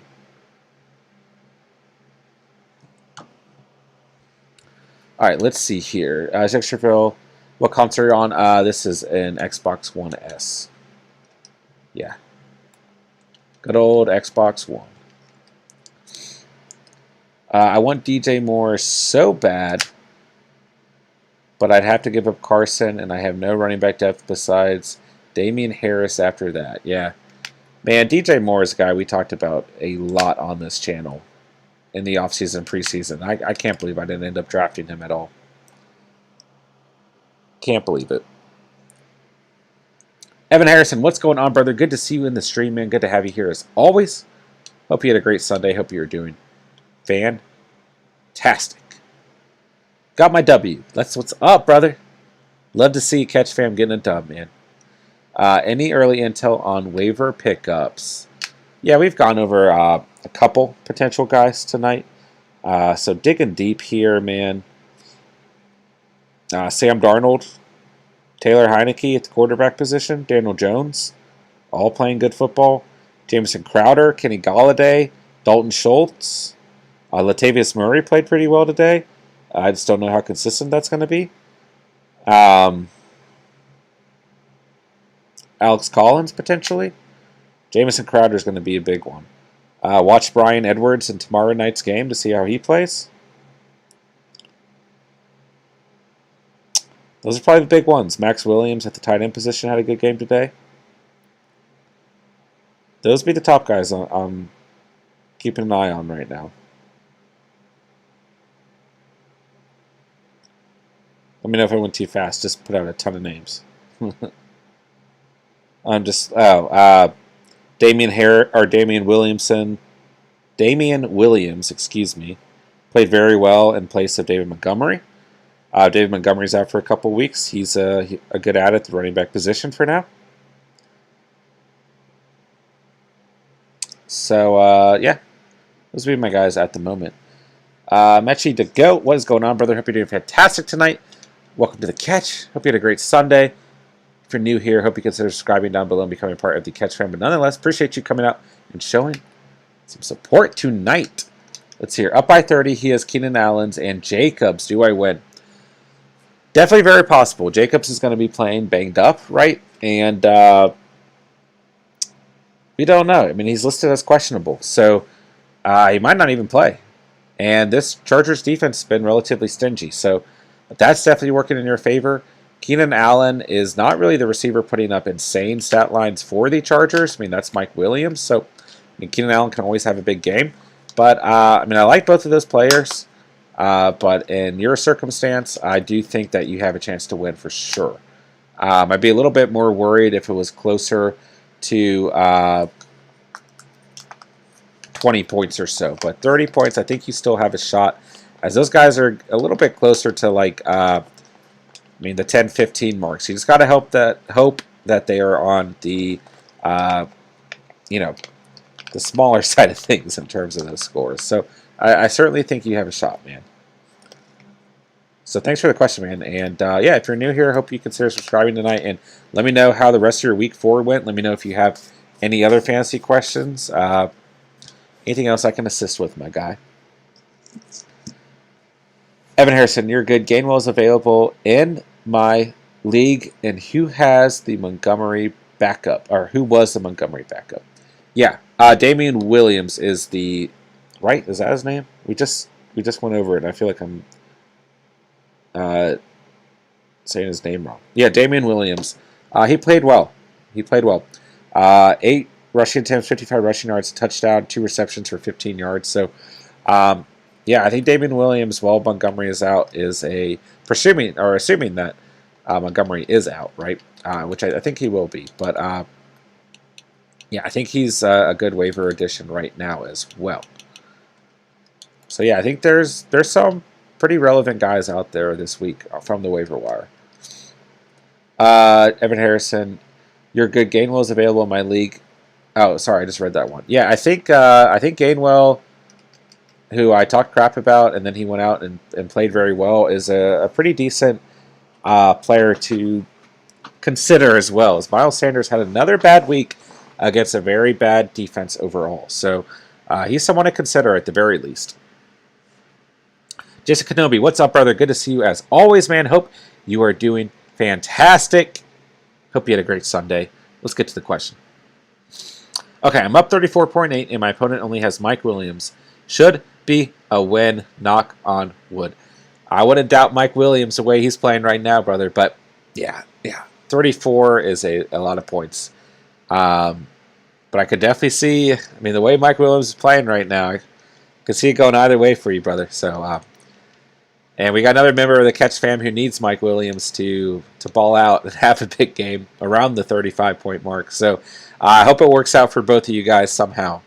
But yeah, I wouldn't necessarily bet against Mike Williams right now. But I think you're good, brother.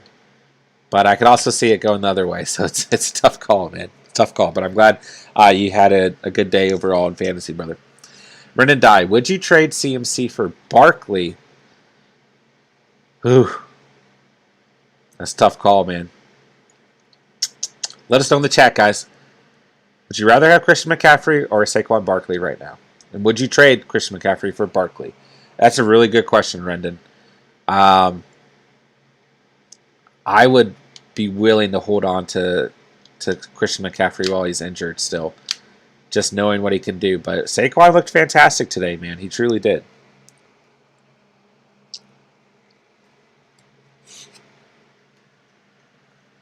Jason Kenobi, ESPN projects Jacobs and Allen to combine for 31.2. Yeah, I can see that happening. It's hard to say. It's going to depend on how much Jacobs plays overall. Evan Harrison, Cook should have at least had 15 in full PPR. Let's see how he finished. That is a stat line that I forgot to check. Bad game for the Texans. And are you talking about... Oh, Cooks. Okay, I was making sure I didn't read that as Dalvin Cook. In full PPR, he still was around 9 points. But yeah, he had a bad game. I mean, the game script was awful. The Texans played very bad today. They played awful. Holy cow. But I agree. They should have had at least 15 points. Bill Belichick on the podium right now, talking about this game, this loss. Jason Kenobi, yeah, Tyreek popped off for me. Yeah, Tyreek Hill had an incredible day. Holy cow, dude. I mean, he just went absolutely ballistic. I mean, jeez. I mean, what do you even say about that performance? That's the Tyreek Hill that you guys have been missing if you've been struggling over the last 2 weeks, right? Insane. 3 touchdowns. I mean, the whole fuck it, Tyreek's out there somewhere, just throw it up. I'm paraphrasing from what Patty Mahomes said, but very relevant today, as that definitely happened more than once. Let's see. Jason Kenobi says, keep CMC. Jack Chevrolet says, CMC, if you can get one of his wide receivers, then maybe. I do agree. As good as Barkley's been playing, man, when healthy, Christian McCaffrey is the best running back in all of fantasy football. So I would not sleep on his ability, but if you can get Barkley and a good wide receiver, then yeah, I don't necessarily hate that trade. Rendon Dye, worried about Sanders. Eagles pissing me off. Yeah. I wasn't necessarily, I told you guys to hold off on Miles Sanders for at least one more week, as he had a really good matchup against the Chiefs today. And it didn't look very different from last week. So I don't hit the panic button on Sanders, but if you want to ship him, I don't think it's a bad idea. And yeah, being oddly implemented by the Eagles right now, right? The end. What is going on? Good to see you in the chat. Hope you're doing fantastic, man. It's good to have you here as always. Sell high on Fournette. Yeah, do it. He's not going to have games like this every night. I mean, he was kind of running the football all over the place, and he still only had like 12 to 15 points, depending on scoring format. So, if you can get a pretty good deal out of it, yeah. Yeah, I'm good at selling Fournette right now, guys. Especially if you like the value that you're going to get out of it. But good to see you, man. If you have any other questions on the night, let us know. And hope you had a great Sunday, man. Hope you had a great fantasy day as well. Chase Brown, about to be owned for unless Keenan Allen gets at least 32 points. Should I put Deontay in over Beasley? Yeah. Beginning of the stream, went over some of the things we got wrong, man. And that was one of them, right? Told you guys, be wary of Deontay Johnson coming off of injury, going up against Jair Alexander. And then in the first quarter of that game, he absolutely burnt Jair Alexander for that touchdown. So I do apologize, man. Guys, I mean, we try our best and we put a lot of effort into our recommendations, but we're not going to get everything right every single time. So I do apologize for that, man. And, you know, while the Bills had a fantastic day, one of the problems with the Bills, similar to the Cardinals, right, is you do kind of run the risk when you start one of these players that they can either completely pop off like Cole Beasley did last week, or they just don't get involved because they simply don't need to. So, tough call, man. I like both of those guys on the season still, but I'm definitely sorry to hear it, Chase, and I appreciate you coming out to the streams, man, and taking in our advice, even if it doesn't always work out for you, man. So appreciate you, man, and I hope, man, it's a long season. Even if you're 0-4 right now, your season's not over. You can still make a push for the playoffs, right? I'm going to be 1-3 in both my leagues, so I'm not feeling great right now either, guys, but it is a long season. We have to remember that, guys.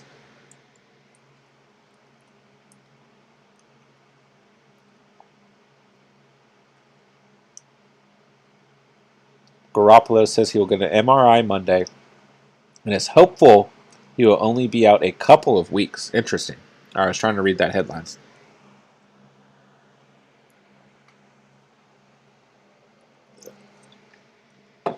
Yeah, the Niners and Broncos have been impacted from a fantasy perspective pretty heavily at this point in time.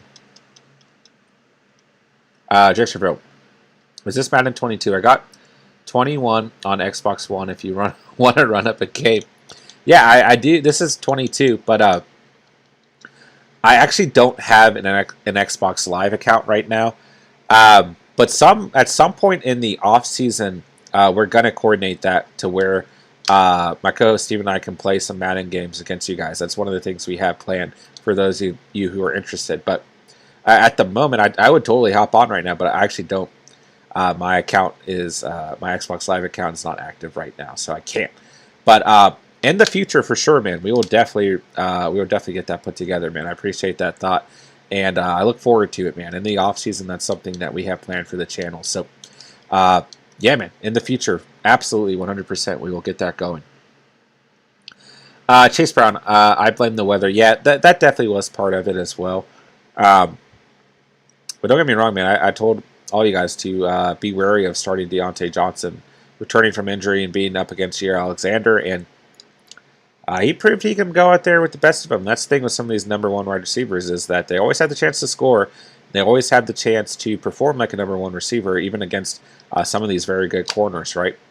Sometimes all it takes is one big play. So, got that one wrong this week, guys. I'll admit to it. James Martin, I need 24 points to win. My options are Justin Herbert or Derek Carr. Whew. I feel like you're flipping a coin between those two, man. I think they're both going to have good nights. I think it's going to be a bit of a shootout. I see Jason Kenobi saying I'd go with Herbert. I feel like the Chargers' defense is better than the Raiders' defense. Would you guys agree? Do they have a better chance to put in more points? I like both of these guys, but I think they're both going to put on tomorrow night. That's a tough call, man. That's a tough choice. Let us know in the chat, guys. Herbert or Carr for our guy, James Martin. Good to see you, James. Hope you're doing well, man. Thanks for coming out to the stream tonight. Appreciate you, man. Jace Brown. Now, I don't know if I need to ship CMC or just ride it out longer and hope for a win. I wouldn't ship him quite yet, man. When he comes back, I guarantee you he's going to add immediate value to your roster. I'm still big on keeping CMC, but I know it's tough, man. I know it's tough. I'm 1-3 at the moment, and I'm holding on to him if it makes you feel better. All right, let's see here. Jacksonville, all good. Yeah, man, I'm totally looking forward, though, in the future, man. We're going to get that put together, I promise. You will be first on the list, even if it's Madden 21, man. We won't discriminate. We're going to be playing some old school Madden on the channel. We're going to be doing a lot of things in the off season, man. It's going to be a good time. It's going to be, we got a lot of things planned in the off season to keep a lot of NFL debate, right? A lot of podcast material, a lot of Madden material, and not just current NFL, but we're going to be going through a lot of stuff. So I hope you guys are looking forward to that too. And as much as we love fantasy, and this channel is primarily fantasy, Steven, my co-host Steven and I have a big love for football as a whole. So we got a lot of things planned, man, and definitely want to get some Madden matches going with you guys as well. Miles, what is going on, brother? Hope you're doing fantastic tonight. Happy to have you in the stream, man. Welcome to the catch, and yeah, hope you had a great Sunday overall. Should I sell Cordell Patterson high or keep him? Jacksonville says to sell. I don't know, man. I mean, I think if you can get a good enough value, right? I think if you get at least 2 stud players, right, or 2 players that you're very confident in, maybe 1 stud player and 1 that you're very confident in on the season, then I would consider it for sure.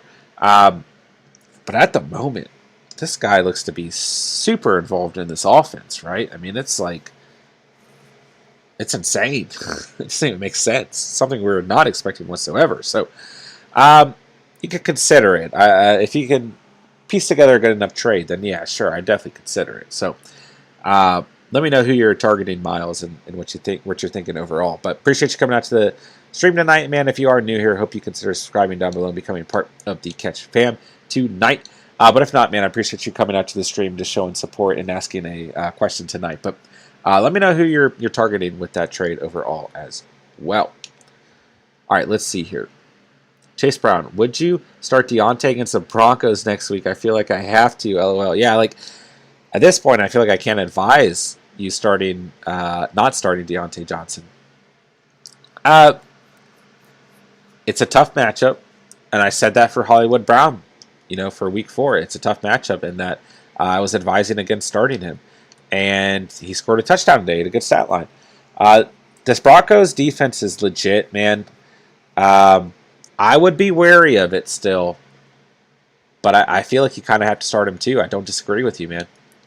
I don't necessarily disagree with you. I think you do have to start him. So we'll see how we feel by next Saturday during the late night stream if we're still on that same page, man. But it's tough to not. I mean, after him performing against Jair Alexander, right? I mean, I'll probably see Patrick Surtain lining up against him, and I think Jair is probably a better corner, and definitely has proven himself more, of course, not being a rookie. But it's going to be another tough matchup, so it'll be interesting to see if he does perform again next week. But yeah, I feel like I can't recommend against that, right? So I think I agree with you for now, man.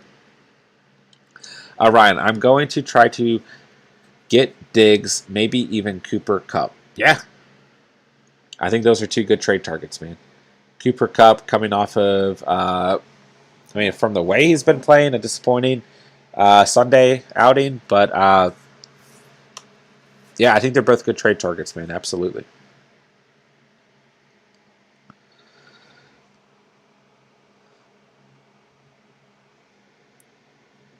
Yeah, man, it was another it was a rough week overall. It truly was. It's hard to call this 2021 NFL season, man. It truly is. It's been pretty unexpected overall. Thursday Night Football this week is the Rams at the Seahawks. Man, we got a good matchup. That's going to be a fun one. Very fantasy relevant. In these Thursday night games, I feel like defenses just get thrown out the window. Like, defenses just don't show up on Thursday nights. So I'll put that out there. DK Metcalf, probably a sit facing Ramsey. DK has not played well historically against Ramsey. Tyler Lockett's probably going to play better. I mean, I know I just said I don't think defenses really show up on Thursday nights, but that probably doesn't include Jalen Ramsey and Aaron Donald, right? Outside of that, be wary of the Seahawks running backs. Rams have been pretty good against opposing running backs, although they didn't look very good today against James Conner and Chase Edmonds, so who knows? Just be wary is all I'm saying. The Rams need this win, man. They get another divisional loss, it's going to hurt them big time. Chase Brown, do you think Mitchell is droppable? I do, but I'm also pretty biased against the San Francisco 49ers backfield, as I'm just not Big fan of them overall, but and just how inconsistent they are. I mean, I'll put it this way: against the Seahawks today, I was willing to pick up Mitchell if he was going to start. And I was willing to start Trey Sermon as well, just versus the Seahawks. But overall, yeah, I'm not a big fan of them as a whole. And I know our co-host Steven has dropped him, and yeah, I'm not crazy about him until we see him. I'm just not crazy about Elijah Mitchell.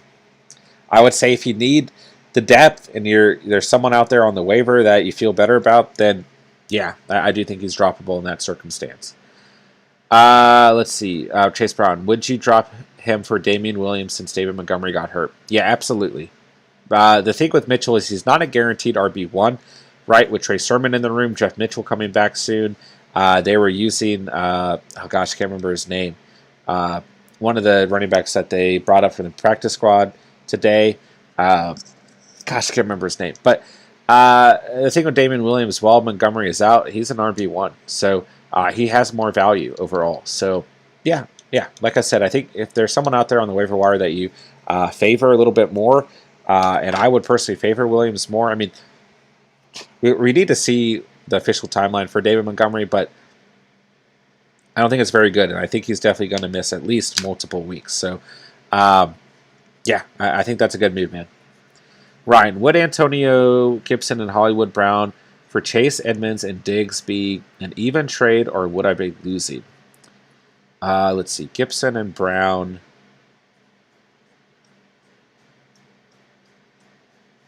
I think it's an even trade. Yeah, I think it's a pretty even trade. If you have more, is it full PPR? Because just keep in mind that Edmonds is getting most of that value in full PPR. But I don't think it's a bad trade, man. If you have more conviction in Diggs on the season, I think that's the important part. And looking at your other running backs, I mean, they're pretty loaded as well. So yeah, I don't think it's a bad trade, man. I think Diggs will probably have a better season as a whole, so I think it's a good thought. Sermon had 89 yards, just no touchdowns. Yeah, he had a good day overall. I mean, we started him in our 10-man joint league, mine and Stevens, with the Catch Fam official roster. And I put him in just because he's facing the Seahawks, man. I mean, it's such a good matchup, right? And, yeah. I would have liked to see him get in the end zone. If he had, it would have been a very good stat. That's a good point there, man. Oh, look at that user lurk and interception. Holy cow. Full PPR for Ryan. And I think it's a good trade, man. I truly do. Especially if you had the conviction in Diggs over Hollywood Brown, then I think it's a good trade, man. I like Gibson on the season, but I think if you want that upgrade at wide receiver, oh my gosh, and they're playing that replay of Deontay Johnson scoring, it feels so bad. Shout out to Chase Brown. But yeah, if it's full PPR, man, then I think it's a good trade. I really like Chase Edmonds on the season, man. Can't believe I slept on him in the draft. Can't believe I slept on the Cardinals in general in the draft. Very hard not to look back on the draft and be like, why did I not do this, this, and that? Right. I mean, it's kind of the point, right? But Randall Cobb had some touchdowns today. I forgot about that. Did he have one touchdown or two? He had two, right? Yeah. Okay, they're showing the second one now. I don't know if I consider Randall Cobb on the waiver wire, but we might have to. A lot of receivers on this team. Chase Brown with the sad face. I'm sorry, man. I can't believe I made that call for you. I'm more so saying it's my fault, if anything. Damn, I didn't see Juju slamming the tablet earlier after he dropped that touchdown. Well, presumably it would have been a touchdown. All right, good Madden win. We needed that, guys. Ben Roethlisberger, 26 of 40, 232 passing yards and a touchdown. Ravens and Broncos. I don't want to see this. This game hurt me big time in a lot of ways. Chase Brown, I had the worst luck in fantasy last 2 years after dominating the 6 years prior. The injuries killed me, man. I promise you, I'm in the same exact boat, man. 100%, man. in the same exact boat. But it puts some hairs on your chest, man, right? But I completely feel you there, man. I have an extreme injury bug this year.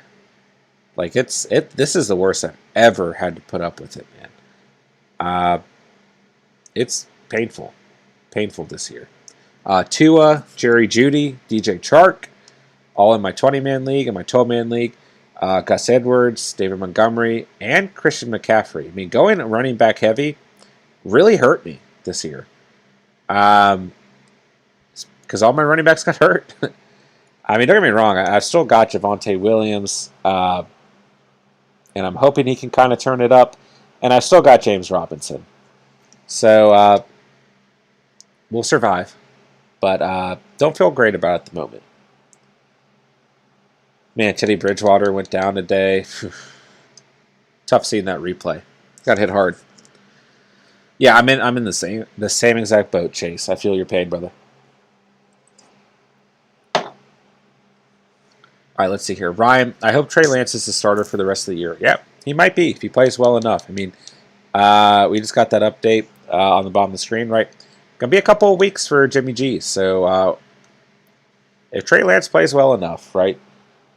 He certainly could end up being the starter. We'll see what happens, man. He didn't look great today. He's kind of thrown out there, so a week of preparation could certainly help him. Definitely make things interesting, to say the least. But I could definitely see the Niners implementing both QBs overall. Chase Brown, last year my first 3 picks were CMC, Mixon, and Kittle. All were hurt most of the season. Yeah, that's painful, man. That's definitely painful. It's never fun getting the injury bug. I'm scared, man. I feel like, I mean, some of these players I talked about all offseason and preseason as being my guys that I wanted to go out and get, and they've all gotten hurt. I mean, I feel like I'm cursing players, guys. It doesn't feel good.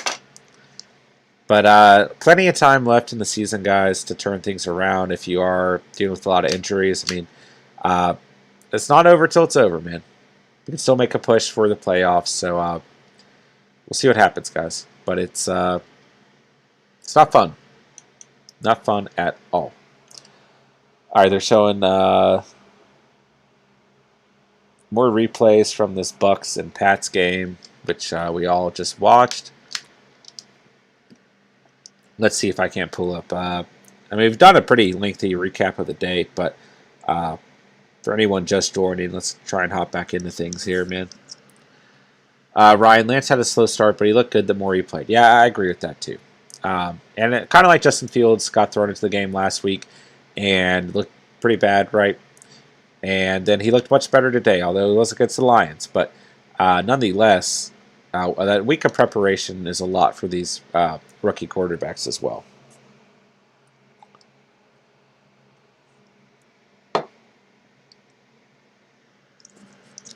All right, let's see here.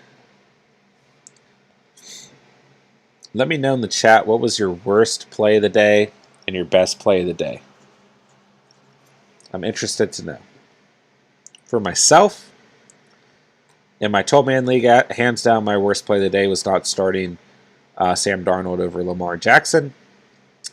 Best play of the day was keeping Mike Gesicki in, for sure. For sure. Had a good stat line today. In my 20-man league, it's not over yet, but definitely my worst play of the week was putting DJ Chark in 2 minutes before kickoff. And my best play of the day was ensuring Corey Davis was in my lineup for this week, for sure. But I can still technically win that game. But I'm relying on Jared Cook, so we'll see what happens. Nick Brandon, I have T. Higgins, Michael Gallup, DJ Chark, and Julio Jones all out this week. Also a Cordero Patterson owner, though. Nice. Dude, Cordell's balling right now. But yeah, the injury bug is real this year, man. It truly is. So, glad to know that you got Cordell helping you out. But it's been a tough year, man, for a lot of us dealing with injuries, right? DJ Chark, man. At least you didn't put him in your starting lineup literally 2 minutes before kickoff. Only I would make a decision like that. I mean, broke his ankle on the third play of the game. It's just unbelievable, man. Unbelievable. Ryan, the Diggs trade got rejected immediately. Damn, I'm sorry to hear that, man. Just keep trying, man. Keep trying. Maybe not the same owner, but see what else he can scout out in terms of a pretty equal trade to that one. All right, let's see here. Nick Brandon, worst play was dropping Darnell Mooney for Sammy Watkins. Best was starting Patterson in the flex. Yeah, I'm really happy that. I don't know if I necessarily did this for you, but Patterson was one of the players that I definitely recommended keeping in starting lineups over the weekend when I was doing fantasy Q&A and stuff, right? And he had a fantastic game. And, yeah. He balled out, man. So I'm glad that he did so for you. Yeah, Mooney had a great game, man. I don't think he's available in either of my leagues. But Justin Fields likes Mooney. They've got good chemistry going on, which is good to see for a young quarterback. It's not good for those of you who own Allen Robinson, though. All right. Let's see here. Kashif, I'm 3-1, so you think trading Zeke and CEH for CMC is good? It's an 8-man league. I don't think you necessarily need to, man, if you're 3-1. And I think the depth that you're getting from Zeke and CEH is probably worth holding on to. Let me know your full roster, and then I'll get back to you, man. Let me know your full roster, and then we'll take it from there. But initially, I don't think that you necessarily need to. Nick Brandon, yikes, man, that sucks. Yeah, I don't even know which part it's referring to, but or if that's to Ryan with the Diggs trade getting rejected. But if it's anything to do with my fantasy rosters, yes, yeah, it's all bad right now. Jason Kenobi, worst play was playing Marvin Jones over James Conner. Yeah, James Conner balling out. What the hell?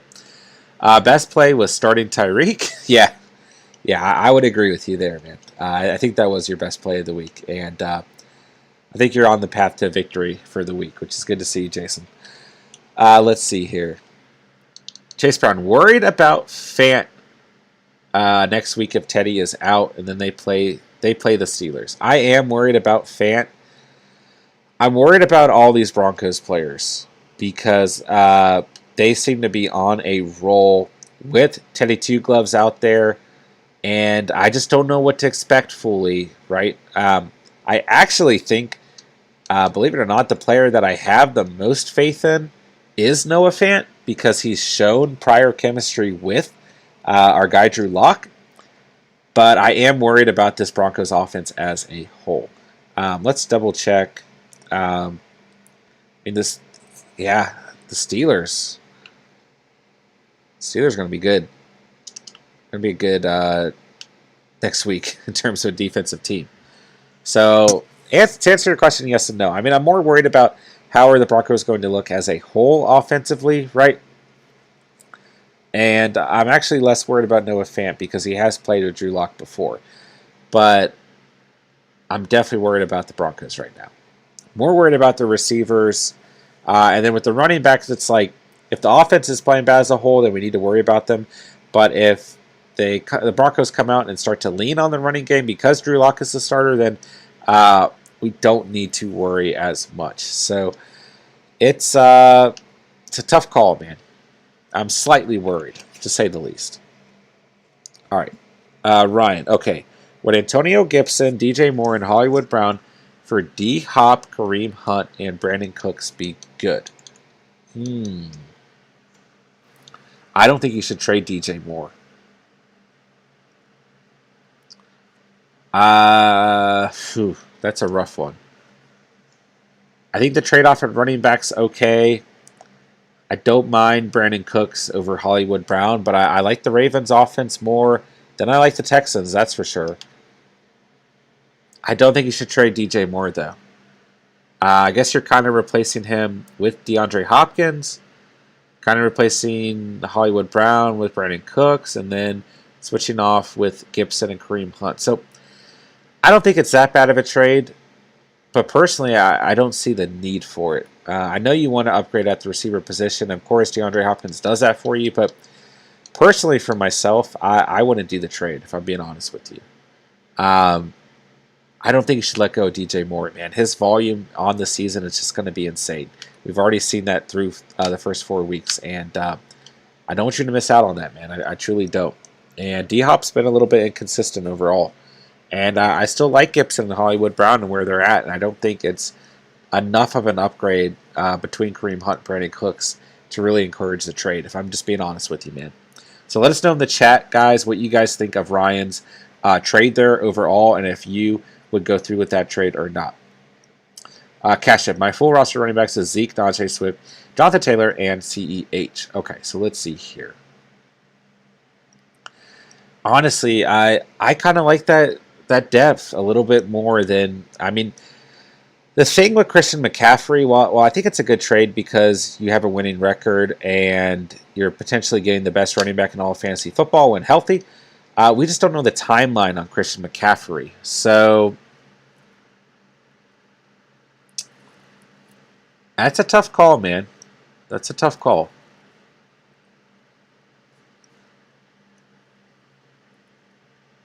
I don't think I'd do it, man. I think part of the reason why you're 3-1 is because you have Najee Harris, DeAndre Swift, Jonathan Taylor, CEH, and Zeke. But the depth there also means that you can trade and potentially have the best running back in all fantasy football later on in the season. So I think you could consider it. Don't get me wrong, man. You've got 5 absolute stud running backs. And if there's someone out there on the waiver wire that you can pick up immediately that you're confident in, then sure. I mean, you're getting the best running back in all fantasy football when he's healthy. So at that point, I don't think the trade is too bad. But I also really like the depth that you have as a whole. So it's a tough call. All right, let's see here. Chase Brown. I guess I'll say that for later in the week in your streams in case I need to get a backup tight end for the week. Yeah, man. We'll keep you updated, man. We'll do the must-start tight ends, of course. So I am concerned about the Broncos, so to answer your question. I definitely am.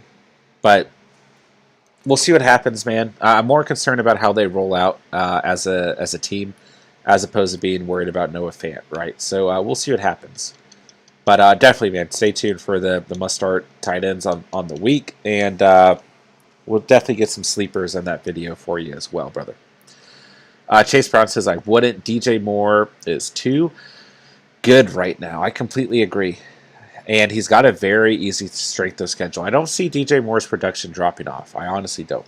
Sam Darnold looks good. I just wouldn't do the trade right now. I just don't think it adds enough of an upgrade to your roster. Just being honest with you, Ryan. Oh gosh, we just threw a pick. I like never trade, guys. I'm being honest with you. I've always been about. I don't have anything against trades. If you do, I personally like the challenge of working with the players that I drafted and working with the waiver wire. And right now, I'm looking at my roster and I'm like, I think I need to trade because I'm just like, I don't know if I can win in my 12-man league with some of these guys. And yeah, it's scary. It's not a good feeling. Not a good feeling. So we'll see what happens. I don't know when the trade deadline is in this league. Probably whatever the standard one is. I really just needed... I mean, the Bills killed me, dude. The Saints killed me, too. They only had 2 points, and my opponent had the Bills defense in, and they just absolutely decimated me, man. Who do I play next week? Gosh, we're already on week 5, guys. Well, we still got the Monday night game, don't get me wrong. Would you start Boyd next week against the Packers, even if Higgins is back? It's a good question. Let's pull up the stats. Just to make sure. All right, let's see here. I mean, he played pretty well when Higgins was around. Still garnering like 4 to 9 targets. Green Bay is pretty decent against, or pretty decent overall. Uh, yeah, why not? He's kind of proven himself at this point. But T. Higgins is definitely going to eat into some of those targets, so it's something to be wary of. But he has definitely proven the chemistry with Joe Burrow. So that's another team, right? That there's 3 stud receivers on this team. And their ceilings are always going to be high, but you just got to look out because they're going to have low floors at times as well. But yeah, I don't think it's a bad start against the Packers, especially being that he's not going to see, if T. Higgins is back, Boyd's not going to see the immediate pressure of the top defenders, right? So I don't think it's that bad. Aaron Reborn, yo, what is going on, man? Good to see you in the chat. Hope you're doing fantastic, man. Hope you had a great Sunday and hope you had a great fantasy day as well. I have 2 questions. First, should I swap Patterson in my flex for Marvin Jones? Do you think he'll be consistent? Yes, I do. I think you should start Patterson until he shows us inconsistency. And yeah, I think he's a better start right now than Marvin Jones. And I mean, Jones has been pretty consistent outside of this past week. But yeah, the way Patterson's being involved in that offense, I think you should start him, man. I truly do. I think he's a great flex player, too. Chase Brown, my only other option would be Beasley against Kansas City since I'll be starting Keenan Allen and Deontay. Wow, the Bills and the Chiefs play each other next week. Don't mind Cole Beasley in that game. Kansas City's secondary's been pretty vulnerable, but I like Boyd as well. I actually view them as pretty even plays at this point in time. So we'll keep thinking on it throughout the week, but I think that they're relatively... I view them pretty similar fashion at the moment. And if you have more conviction in Boyd, then I think it's a good play, man. But just know that Kansas City secondary has been pretty flaky. But, you know, obviously, Texans have been pretty bad, and Beasley didn't really perform against them. So, the difference, though, is that Kansas City is going to be actually staying in the game. While their defense is flaky, their offense will put up points with the best of them, right? So the Bills and the Chiefs are going to be a really fun game, man. And I could definitely see Beasley getting a little bit more involved. But I think Boyd's a good start too, man. I truly do. I'm tempted to roll with Beasley, even though he's sold for me this week. Yeah. It's a good matchup. It's a great matchup versus the Chiefs, man. It truly is. Aaron Reborn. Okay, the score right now in my league, I'm up 116 to 70. And I have Mike Williams left, and he has Waller and Eckler. Do you think I have it in the bag? I do. I do, man. If you've got Williams, you're good, bro. For sure. I mean, don't get me wrong. Waller and Eckler could put up 80 points. Don't get me wrong. But I think that Mike Williams is going to give you enough leeway, right, in terms of, you know, keeping your score above ground. So I think you're good, man. And yeah, I'd be surprised if Waller and Eckler put up 80 points. But they're certainly capable of it, right? But I think more realistically, they're going to put up, you know, on a good night, right, between 40 and 50 points combined. So regardless, man, I think you're going to be good because I think Mike Williams alone will get you on a bad night 10 to 15 points, and on a good night at least 20 points, if not more. So I think you're good, bro. And congrats, man. If you do get the dub, man, I mean, we'll be here tomorrow night, so we should find out. But nonetheless, man, I think you're in a good place, so congrats on that, man. Wish I had Mike Williams, I can tell you that much.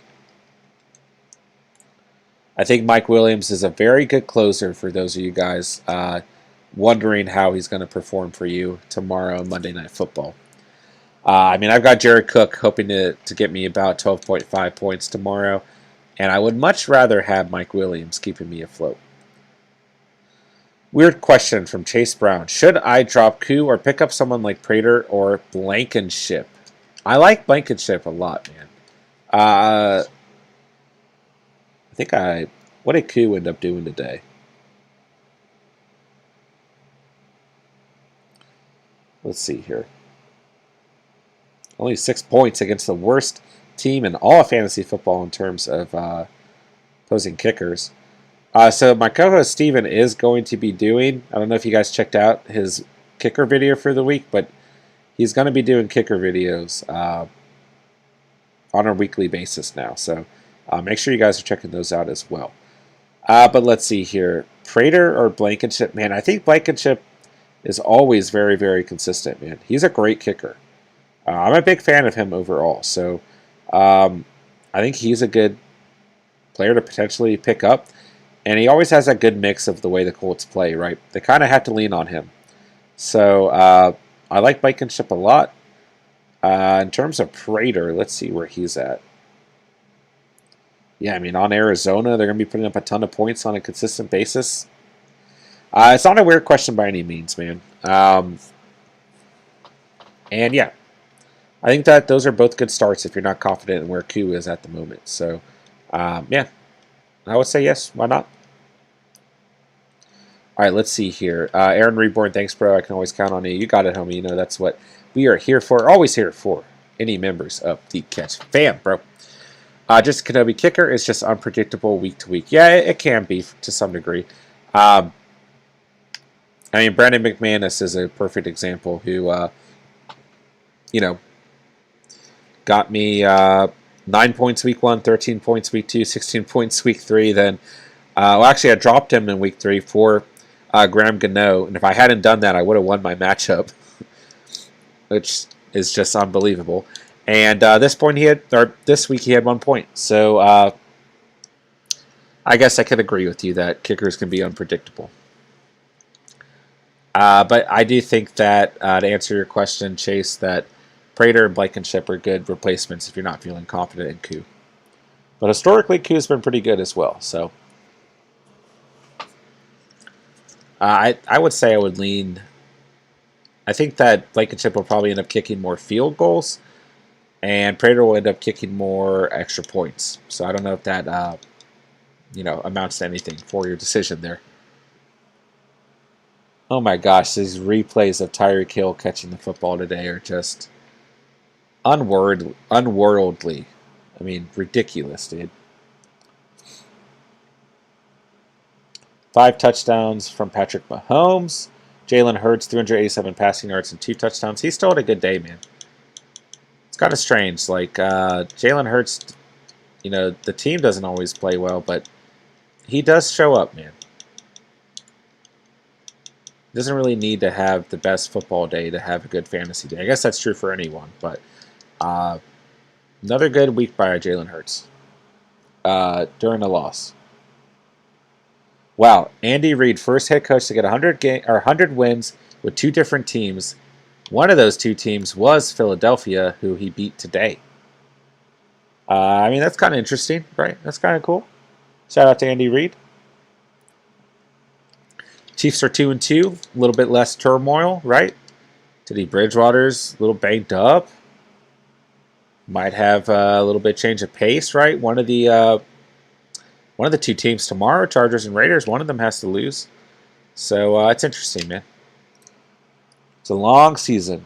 Seeing highlights of Dawson Knox. Dawson Knox, man. Who would have thought? Has he had a touchdown every week this year? Let's look into it. Let's look into it. All right, let's see here.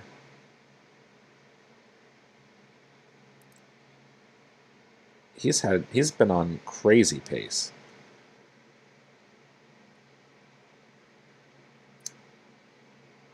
Okay, I was way off. He did not. Well, actually, I wasn't way off. He did not have a touchdown in week 1, but Dawson Knox did have a touchdown in week 2 and week 3, and then 2 in week 4.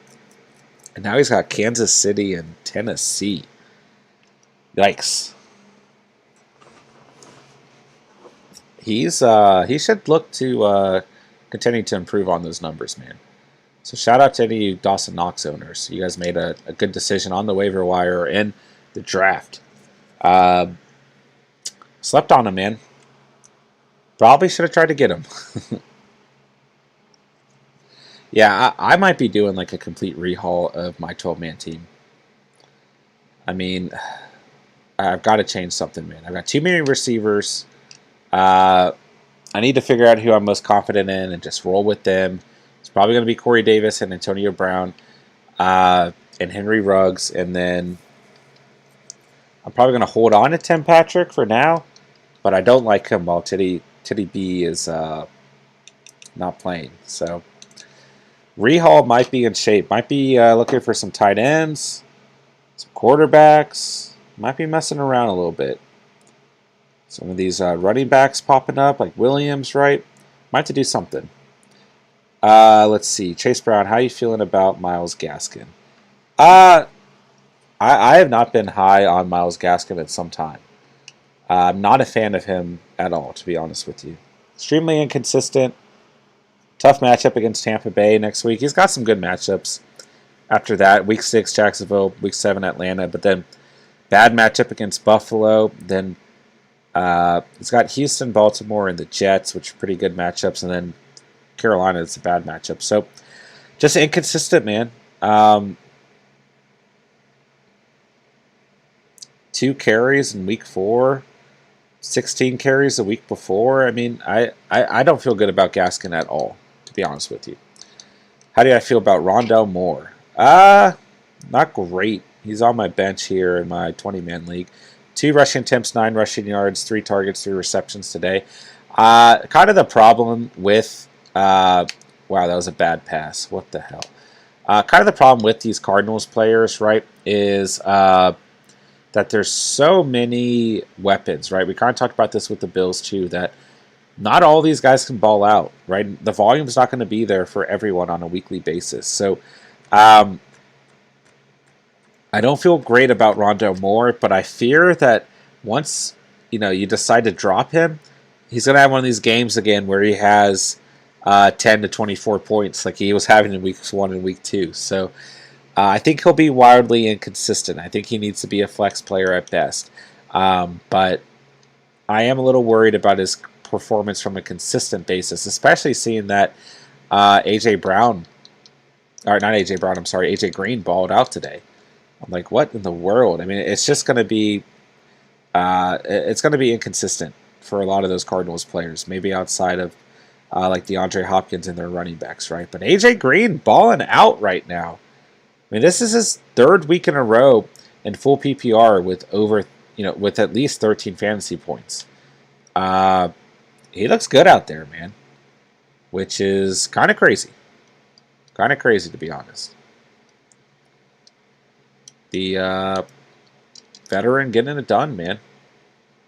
I want to see if he's available in my 12-man league. I don't think he is. Let's see here. Green. He is available. Holy cow.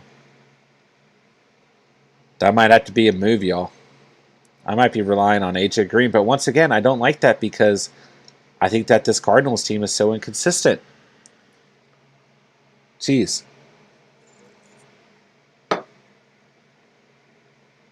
He's got some tough matchups. San Francisco, Cleveland, Houston, Green Bay, San Francisco, Carolina. Tough stretch for the Cardinals. At least their receivers. And I'm looking at ranking against receivers in fantasy. So tough stretch. Whew. So yeah, I don't feel great about Rondell Moore. And I don't know if I'm going to pick up AJ Green. So I'm lost right now, to be honest. Ryan, I got Dalton Schultz at tight end and got him off waivers. Nice. He had another good game, man. I was a little worried at first, but he had a great game, man. And he's someone who I have a waiver in for right now. But it looks like Dak likes Dalton Schultz quite a bit. And didn't Blake Jarwin have a touchdown as well? Which is probably frustrating if you're a Dalton Schultz owner. But yeah, Dalton Schultz, 8 targets, 6 receptions, 58 receiving yards, and a touchdown. He had a good game today. Let's see here. The Chosen Rose. Thanks, man. I started Corey Davis and Cordell Patterson. Awesome, man. Awesome, awesome, awesome. Hope you got the dub from that. And glad to hear it, brother. And you are certainly welcome. Good to see you in the chat, man. Good to have you in the stream tonight as well. All right, let's see here. Chase Brown, considering both of them getting dropped. Yeah, I think the thing with Moore is I think it's okay to drop him just based on the fact that he's going to be so wildly inconsistent, right? Don't get me wrong, you might drop him and he might go off again, like we've seen him do. But I won't be surprised if he's kind of floating between 4 and 10 points on a weekly basis, and then he has these couple of games where he goes absolutely off. So I think if you need to make the room, you can. I think you can drop Gaskin. I don't think he's going to be consistent at all this season. And I'm really not high on him whatsoever, to be honest with you. Jason Kenobi, thoughts on Robbie Anderson? This is a tough one, guys. This is a guy that I really thought was going to have a good season. And it's just tough to say. Once again, pretty wildly inconsistent overall. So it's a tough one, man. He's not performing like we'd like him to perform. He had the target share this week, finally 11 targets, but only 5 receptions for 46 receiving yards, and then 1 rushing attempt as well, which is kind of strange. But I guess Robbie Anderson's that type of receiver that they've used or has been used like that before, so not too strange. But he's got Philly next week, which is, believe it or not, a tough matchup. My thoughts are, if you've got the roster room, you can keep him and just keep waiting this out, but it can't last too much longer, man. It truly can't. If you have to drop him, I think you can. I don't know how consistent he's going to be on the season. It pains me to say because I really do like him, but I don't know how consistent he's going to be this season. It's a tough one, brother. My thoughts are not very good at the moment, the way he's being utilized. Oh, gosh, what did I just do in Madden? Okay. Chase Brown. And what's up with Jeremy McNichols getting 12 targets and 8 catches? 8 catches for the Titans. McNichols does this every once in a while. I mean, but yeah, what the hell was that? I agree with you, man. Part of it had to do with the Jets are very, very bad against receiving running backs. I mean, even Derrick Henry was catching footballs out there for like 10 yards plus. So that's part of it for sure. And outside of that, I don't know. But he's got the Jaguars next week. It might be a sneaky stream if you're extremely desperate at the flex position. But I don't know how much I'd read into this. He's had at least 2 targets in every other game, but 12 targets out of nowhere. Definitely a little bit wild. But a lot of it was they were playing against a bad team in the Jets, who actually won the football game, don't get me wrong. But the game script and the way that the Jets defense has performed had to do a lot with this, right?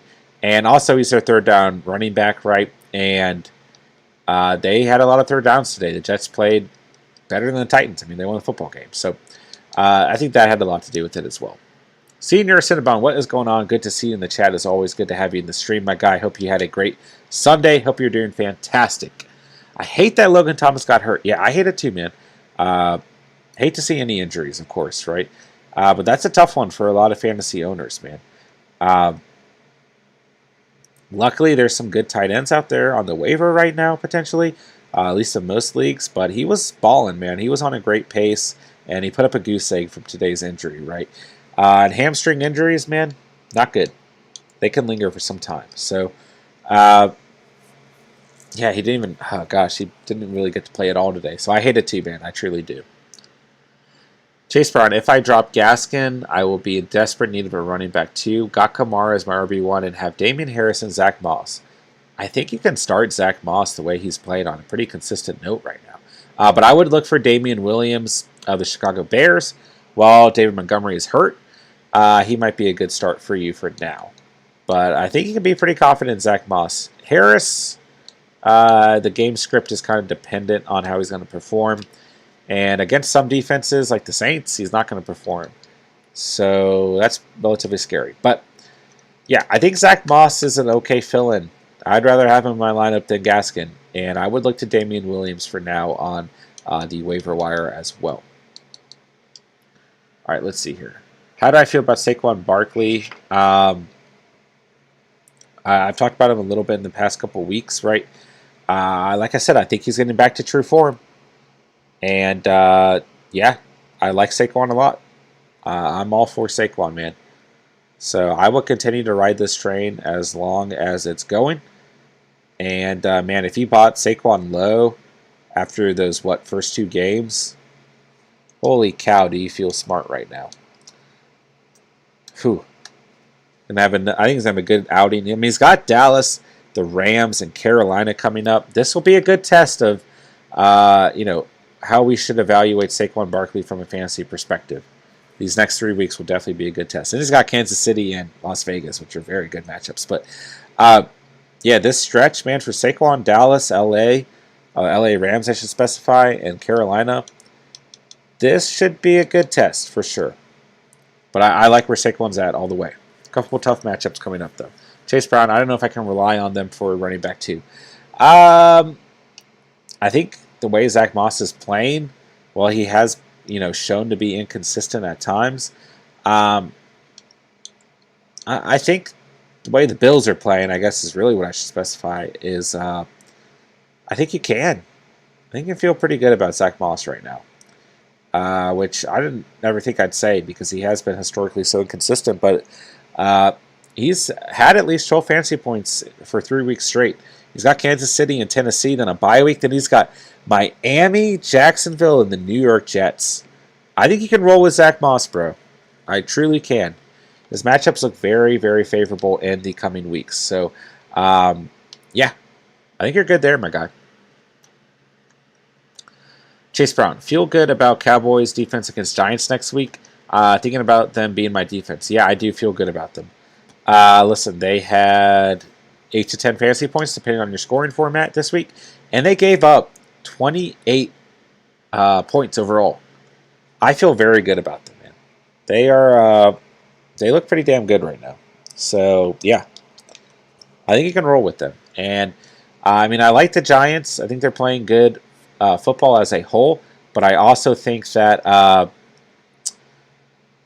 the Cowboys can create turnovers versus the Giants and against Danny Dimes. So, yeah, I feel good about them, man. I've got them in my 20-man league, and I'm probably going to be starting them next week unless something drastically happens. Man, I don't know what could happen to make me change that. The next best defense out there is probably the Panthers, who I dropped for them. And if I'm not mistaken, the Panthers have a pretty tough matchup this coming week. So, yeah, I think it's a good start for sure, man. Then they play the Pats after Giants. Yeah, I think that's another pretty good matchup as Mac and Cheese has been, I don't want to hate on him, man, but I think it's a good matchup just against a young rookie quarterback, right? So, yeah, I think it's another good matchup as well. All right, let's see here. I got some work to do in my league, piecing together these waiver wires. Man, I'm definitely going to have to think this out tomorrow.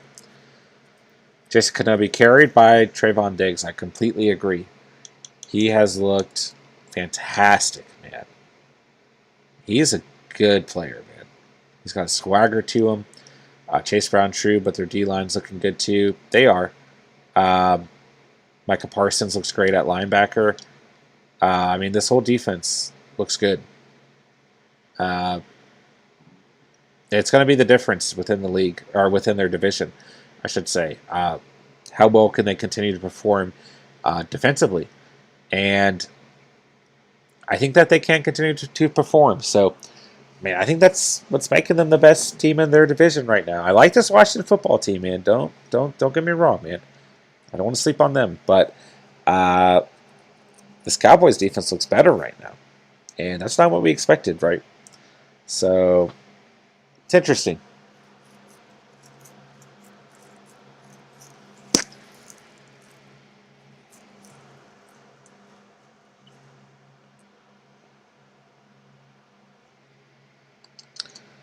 All right, guys. We are done with Madden. I think it's time to wind down the stream. Disappointing in week 4. I might get a dub in my 20-man league. We could still hold out faith. I need Jared Cook to ball out. We'll see what happens. His best performance of the year was week 1. He had 10 points. He has, this doesn't show me red zone targets, but he's had some red zone targets throughout the year. This is the worst defense he's faced on the year, I think, in Las Vegas, going off the rankings I'm looking at it. But I feel like Kansas City's worse, so I don't know. But nonetheless, man, got a loss, right? Got another loss in my 12-man league. Should have started Sam Darnold, and I dropped him for no reason. Now I don't even know if I'm going to get him back from the waivers, so it's hard to say. Yeah. It's hard out here, man. Like 3-6 Mafia said, it's hard out here for a pimp, bro. It's a long season, though, guys. It's a long, long season. I know I've said this every week so far, but it is a long season, and we can certainly bounce back, and we will bounce back, and the Catch fam as a whole will bounce back, guys. We are going to all make the fantasy playoffs. I can feel it. Just gotta put in the work week in and week out, and you guys don't really have to. That's what we're here for, but we love getting your guys' feedback as well. So just keep putting in the work, guys.